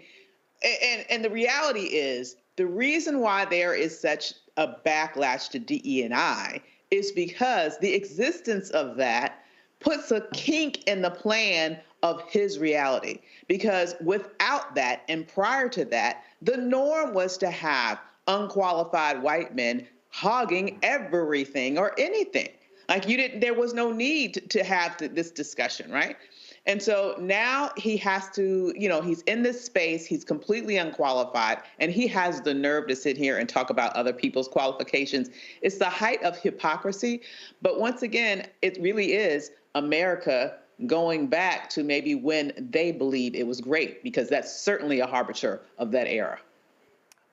The thing here, again, being that they love to, people have been trashing the white fire chief in Los Angeles. Well, woman, okay? And then I saw that ignorant fool Megyn Kelly complaining that the two underlings under her were also lesbians. And so, oh my goodness, we got these, we got 2 white women and 1 black woman, all 3 lesbians. Lord, what the hell are we gonna do? And then they want to sit around and they want to yell who's ignorant, who's incompetent, who has no business being here. And they love saying this stuff about black people. They call Vice President Kamala Harris a DEI hire. So I got no problem saying it. Pete Hegseth is an unqualified white man, and they are chomping at the bit. Then you got Will Cain at Fox News. He just been riding for his boy. But Will Cain is a perfect example. It's no shock Will Cain supporting Pete Hegseth. Will Cain was an unqualified white man when he got a job at ESPN. He only got a job at ESPN because his agent was one of the biggest agents in the business, and so he basically told ESPN, take my boy. That's all that is. And Fox News just gave Will Cain his own show at 4 p.m. when Neil Cavuto retired. So again, Fox News is filled with unqualified white men who love to talk about other folk not being qualified. That's the entire season we're living in, and I don't think, well, that's been the American experiment the entire time. We are living at the apex of this, where now the most unqualified person in the history of ever being considered for the position of Secretary of Defense, Pete Hegseth, who's also a philanderer, who's also known to be a public drunk, who's also credibly accused of sexual abuse. This is who they are lifting up, and they are saying, you're going to take this, America. I would hope that white people would be able to see how much of a scam white supremacy is, but I'm not putting any stock in that because we made that mistake in the 2024 election. I think that they're going to continue to do this until they ultimately destroy the United States of America. There was an excellent point made that it takes the caliber of leadership and the qualifications for you to get the type of respect that you deserve. And what they're doing with Pete Hegseth, they don't care if he doesn't get any respect. What they care is that he is going to carry out every order of Donald Trump, whether it's constitutional or not, as he was unable to answer that question today. If Donald Trump or if anyone gives him an unconstitutional order, would he carry it out? And he could not answer that. So that lets us know not only are they smearing this in our faces, bringing him, and when you compare resumes to Lloyd Austin, you really kind of have to laugh at just how pathetic this man is. But when you consider his job is to do anything and everything Donald Trump tells him to do, well, of course you want someone who is inexperienced and who isn't loyal to the United States or the military, but loyal to Donald Trump. And what is truly amazing to me, which I found to be absolutely hilarious. And I just got to play this clip because not only was it a lie, not only he sounded like a fool, but he lied on former Republican and Democrats who have been secretaries of defense. Listen to this, y'all. Now, it is true and has been acknowledged that I don't have a similar biography to defense secretaries of the last 30 years. But as President Trump also told me, we've repeatedly placed people atop the Pentagon with supposedly the right credentials, whether they are retired generals, academics, or defense contractor executives. And where has it gotten us? He believes, and I humbly agree, that it's time to give someone with dust on his boots the helm. Gotta stop right there.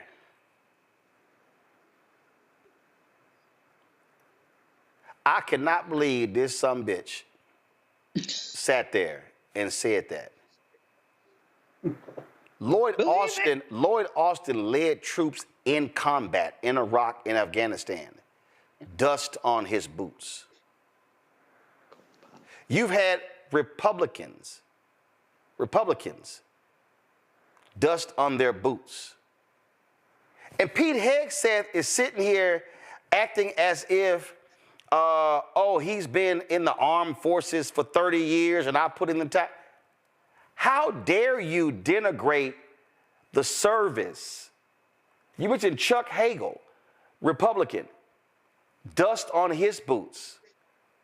But this arrogant ass sits there, and these Republicans, that's right, that's right, that's right, he got dust on his boots. Pete Hegseth is so unqualified that he literally could not hold the jacket of retired four-star General Lloyd Austin, the current Secretary of Defense.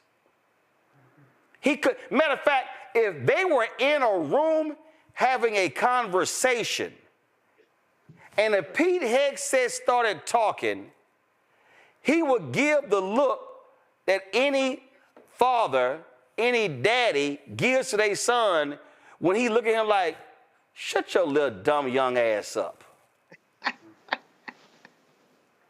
This man can't even, he don't even know. Senator Tammy Duckworth just exposed his dumb ass. He named 3 countries that wasn't even in the group. And she said, go do some homework. See, here is the mistake. And I know why we do it. I know why we do it.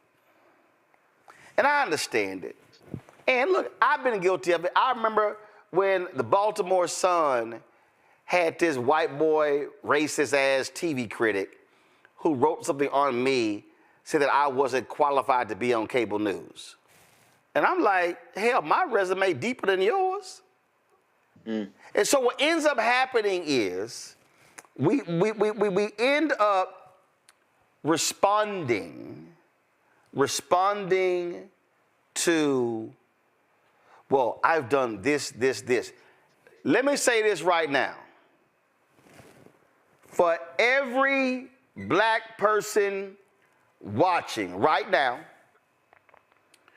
for every Latino watching right now, for every woman watching right now, when one of these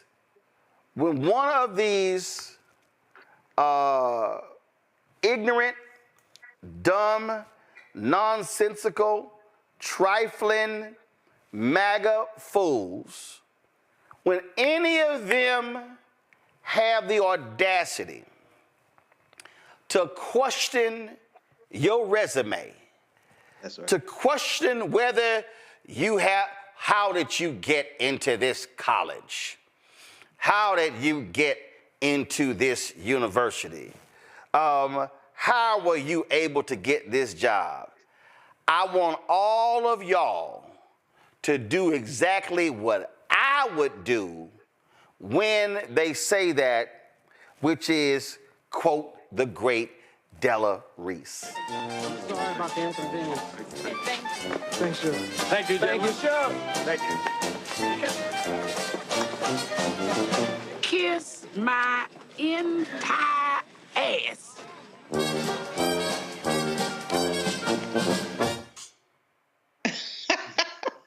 Enough said. I'll be right back.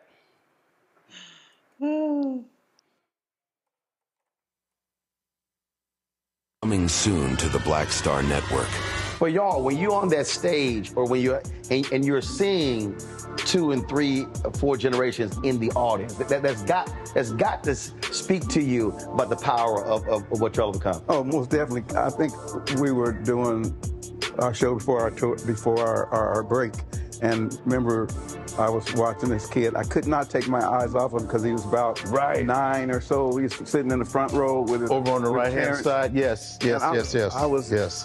I was amazed that this kid knew everything, and I was like tripping to see how many songs this kid actually knew. And he knew them all. And he knew them all. We had to go over there and bring him on stage and take a picture with him, you know, at the end of the show and stuff, because it was just that amazing. It's like, this is crazy. You know, the music travels everywhere, you know, like what Philip was saying, seeing this young kid, then you hear our songs on commercials, cold commercials.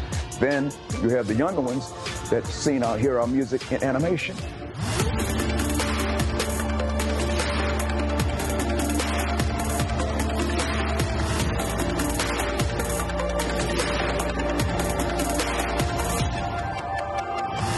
I'm Russell L. Honoré, Lieutenant General, United States Army, retired, and you're watching Roland Martin Unfiltered.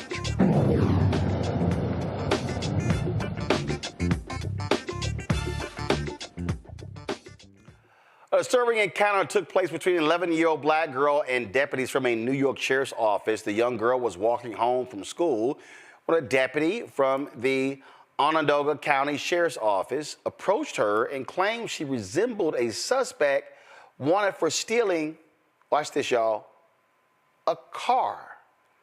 Fortunately, her friend was quick thinking and began recording the incident. The girl's mother later shared the 7-minute video clip on her Facebook page. We contacted the child's mother as well as the county sheriff's office for comment.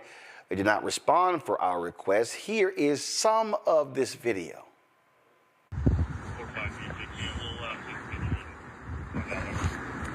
Wait. Wait, I'm actually so confused. I'm scared. There's another one right there. I'm staying with her. I don't care about what your dad says. Y'all can go. Y'all can. You guys can keep going. No, I gotta stay with her. This is my sister. This is your sister? Yes. You can't just leave her. It's my sister, cousin. We're related. Where are you coming from? We're coming from school. We were literally all just playing in the yard. Okay, well, like I just said, you're just being detained right now because you're not in the description. I'm okay now.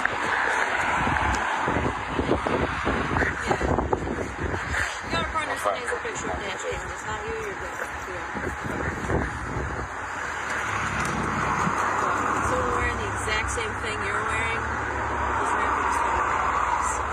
They stole a what? Car. Oh. She can't drive. What do you mean? Most kids can't drive and they're still out here stealing cars. That's a 6th grader. Yeah. I got 12-year-olds driving those Kias in Hyundais. Oh. Wait, was it a yellow car? Angela. No, it wasn't yellow. What color was it? Black. Oh. It was, what type of car was it? It was a Kia. Yeah. Bro, it was one of them Kia boys. Kia girl. What? Brighton Academy. Brighton Academy? Yeah. Yeah, that school right there.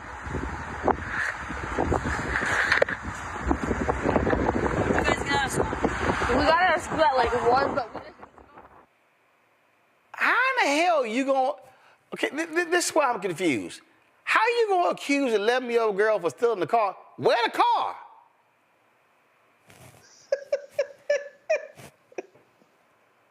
I mean, what happened here, Avis? The 11-year-old girl go get a tarp and drive the car into an alley and then put a tarp over it and cover it up? You know, maybe they thought black girl magic was literal. I mean, maybe they thought she was able to make the car disappear. That's the only way this makes any sense whatsoever. It is absolutely stupid. I have to say, I sometimes see this feed on Instagram that shows little clips of completely useless police occurrences. And this would certainly fit in that feed because that absolutely makes zero sense. I am hoping that her parents have their lawyer on speed dial right now because thanks to their stupidity, she needs to have her entire college education and beyond paid for by that specific locality's government for the harassment that she felt and whatever emotional damage may come as a result. This is just dumb, Mustafa. 11-year-old girl? How you accuse an 11-year-old girl of stealing the car? The same way because they don't see our children as children. And in many times they don't even see them as humans. You know, we see this play out time and time again, you know, where we have law enforcement that oversteps, that doesn't think things through. They could have very easily asked the little girl, where do you live? And made sure that they went to her mother's house or father's house or family's house and asked whatever questions they wanted to there.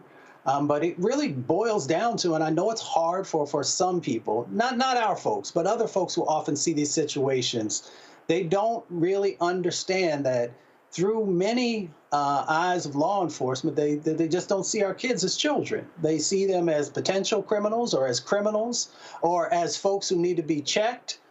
So we got a lot of work that still needs to happen And I don't want to just say it on training, because we always want to talk about training law enforcement. It's deeper than that. There's some psychological work that has to happen also.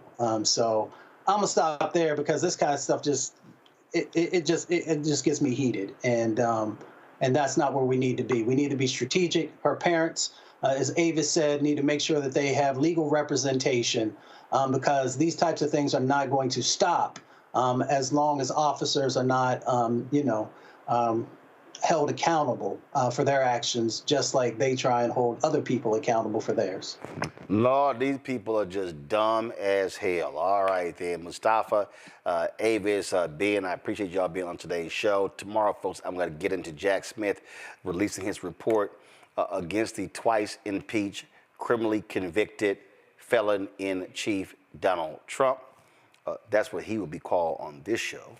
So we'll break those things down tomorrow. All right, folks. Let me say this here, and this is really important here. I had a conversation earlier today with somebody. We were talking about we were talking about, man, what's up with black media? Why is it black media reporting this, reporting that? Let me just be honest with y'all. Nearly all these black media people, they're not doing news. They're not. We got to be real. Black Enterprise is not doing business stories anymore. They're a conference company. That's fine. That's your business model. I get it, but they're not. Essence is not really out there writing news stories. Ebony ain't writing news stories. Jet doesn't exist. I go to Blavity. No disrespect to folks at Blavity, but what do? They rewrite stories. They're aggregating. That's what they're doing. So what's happening out there in black-owned media is what you see are folks looking at what's happening in white media and then turning around and rewriting those stories, slapping their byline on it, and put it on their website. What are you actually finding that's real and original at the root? Some limited stuff at the griot. But the reality is, what we are being fed in Black America, we're being fed a lot of reality show drama, conversations about LeBron, MJ, or Kobe, who's the GOAT, BS, memes, and what viral videos that go out. And let me be clear, I ain't got a problem. I ain't got a problem with entertainment, not all damn day. People were asking me, hey man, what do you think about Drake and Kendrick? And I said, I don't give a shit.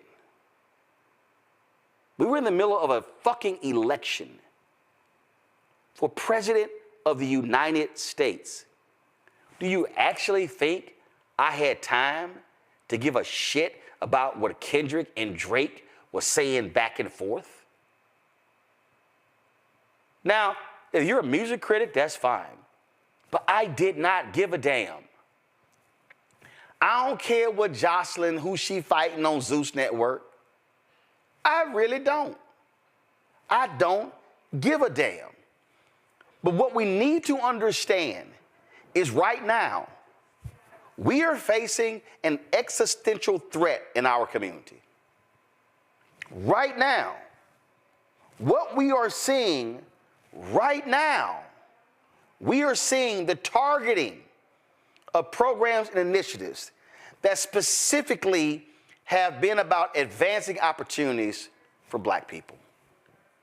Meta, Amazon, all these companies talking about getting rid of DEI.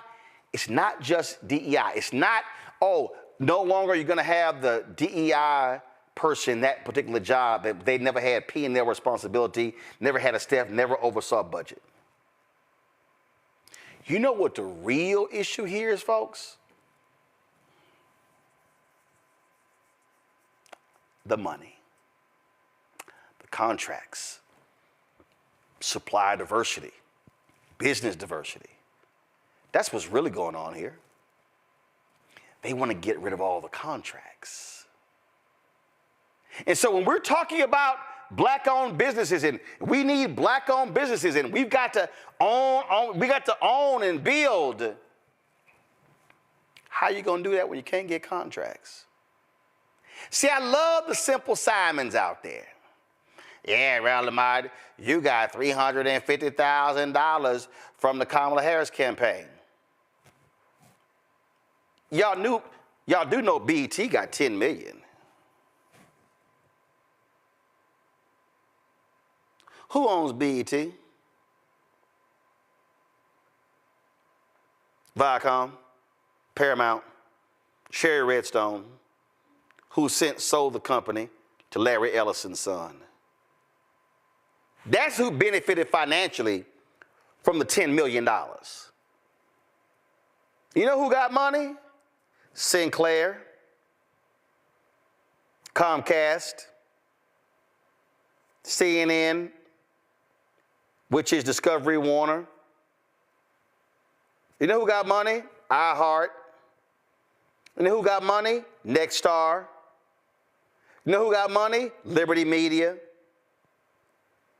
See, all these black folks love talking about, you got $350,000. Y'all do know that $600 million in advertising went through the agencies in the Harris campaign. Let me say it again, $600 million. Where in the hell do you think that money went? That don't even include the PACs and everybody else. So I need everybody out there to understand, while you are whining and complaining about, man, we need black media, we need to be covering this, we need to be telling our own story, how you gonna do that without contracts? Last year, $10 billion, a record amount, $10 billion went to black-owned businesses with federal contracts. Guess what is going to happen in less than a week? They're going to stop keeping data, racial data. They're going to bundle contracts.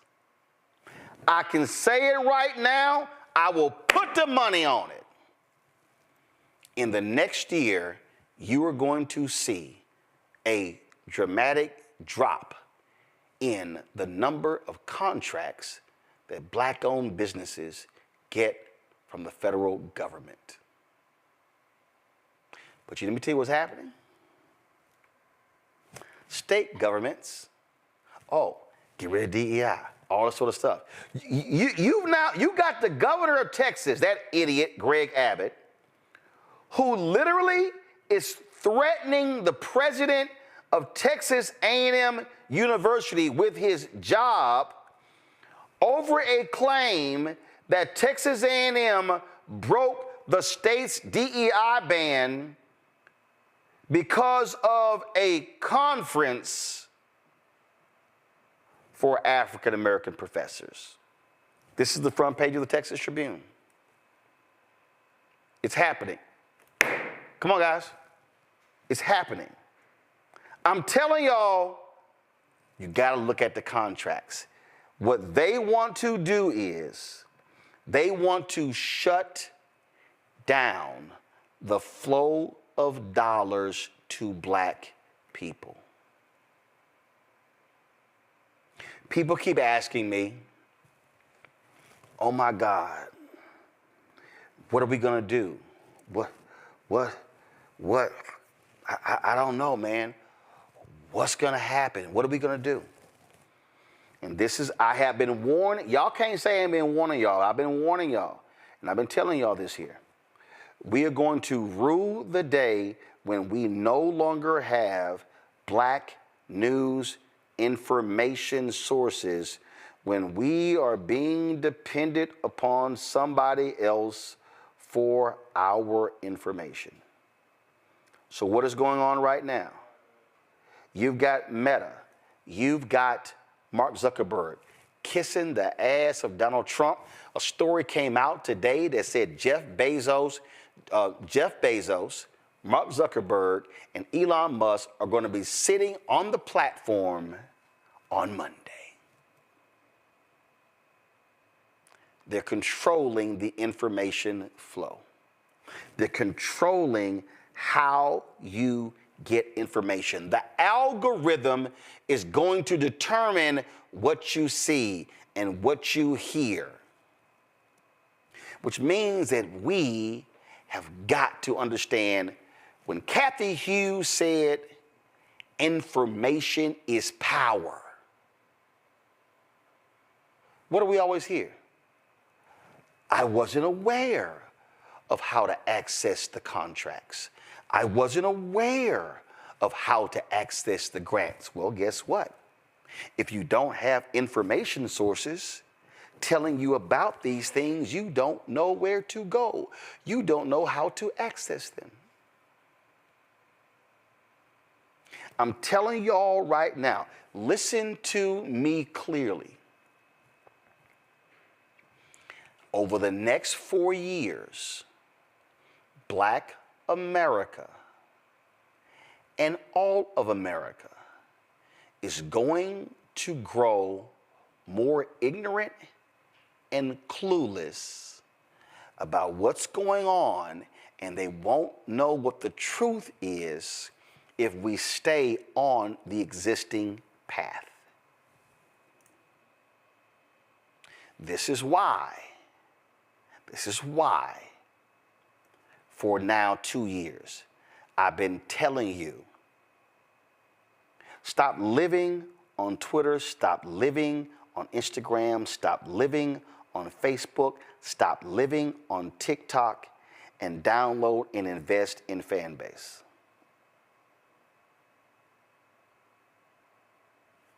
Because then you can have access to social media that is not censoring what you have to say. Isaac Hayes dropped this video today. What's up? It's that time, and I know you see it, and I see it.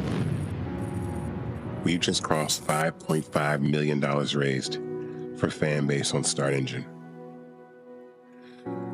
I don't think people understand how important this moment is, because as these apps climb the app stores, including Fanbase, there's only one that you can have equity in.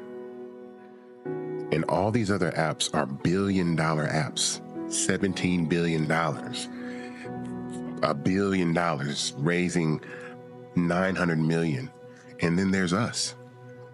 And I think this is the most important story in tech right now, that an independently funded, crowd-funded social media app is 6 spots away from being the #1 social media app in America.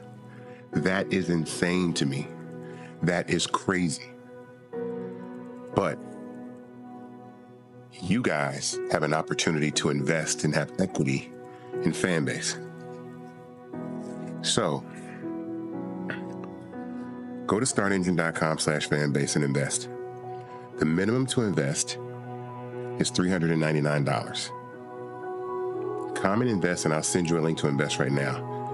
Do you understand that if you want to run an app up, run up Fanbase? It's the only one you can own. This is the craziest market opportunity I've ever seen, and I don't think it's clicking. So, shout out to all the new investors who have just joined us, and shout out to those of you who will be joining us real soon. Welcome to Fanbase. That's a social app. When you start watching what you consume. So the reason we talk about why supporting this show, and I'm going to go in depth tomorrow as well so you can understand. But what you don't realize is the right has this entire plan. It is a 50 to 100 year plan to completely have a stranglehold on our politics, on our courts, on media. mass media is how people get information. Right now, there are more than 3,000 people, who are watching on different platforms. So that means that if I had 5 people sitting here, I'm talking to more people right now. Understand this here, I'll put it this way. I am talking to more, if this was a mega church, if this was a church, we would be called a mega church. I want you to think about that. We're not some storefront church. You have to be able to get information to the masses. And you have to understand they don't want information going to the masses. They don't want our people to be aware. Why did they say if any enslaved person of African descent was found reading, you could be killed? Because they understood the power of information. Why did the white supremacists refuse to ensure that our schools were funded and did not want black kids getting education? Because they were scared to death of the power of information. What we are trying to do is create something that says you don't have to depend upon what they tell you, what they show you. Black liberation happened because of Frederick Douglass, the North Star, because of Martin Delany, because of Freedom's Journal, because of Ida B. Wells Barnett, because of Ebony, Jet, Negro Digest, Black Enterprise, Essence Magazine, Black Newspaper, Chicago Defender, Pittsburgh Courier, on and on and on. But black people bought the magazines and the newspapers. The revolution, y'all, ain't going to be free. This stuff cost. An 85-inch television for graphics is $2,000 to $3,000. So I need us to understand that we can actually do in 2025 what Robert Abbott did with the Chicago Defender in 1905. But we have to have the courage to actually do it. Folks, support what we do. Join our Bring the Funk fan club. For Cash App, hit us using the QR code Stripe. You can see it right there. Or if you're listening, go to Black Star Network, use the QR code. Send your check and money order. P.O. Box 57196, Washington, D.C. 20037-0196. PayPal, R. Martin Unfiltered. Venmos, RM Unfiltered. Zelle, Roland at RolandSMartin.com. Roland at RolandMartinUnfiltered.com. Download the Black Star Network app, Apple phone, Android phone, Apple TV, Android TV, Roku, Amazon Fire TV, Xbox One, Samsung Smart TV. Also, be sure to get a copy of my book, White Fear, How the Browning of America is Making White Folks Lose Their Minds, available at bookstores nationwide. Get the audio version that I read on Audible. And also get our Roland Martin Unfiltered Black Star Network merchandise. All of that money goes right into the show. And so you can see the shirts right there, rolandmartin.creator-spring.com, or go to blackstarnetwork.com. Folks, that's it. I'll see y'all tomorrow. Dr. King's actual birthday tomorrow. Holla! Black Star Network is here.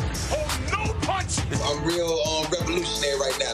Thank you for being the voice of Black America. All momentum we have now, we have to keep this going. The video looks phenomenal. See, there's a difference between Black Star Network and black-owned media and something like CNN. You can't be black-owned media media and be scared. It's time to be smart. Bring your eyeballs home. You dig?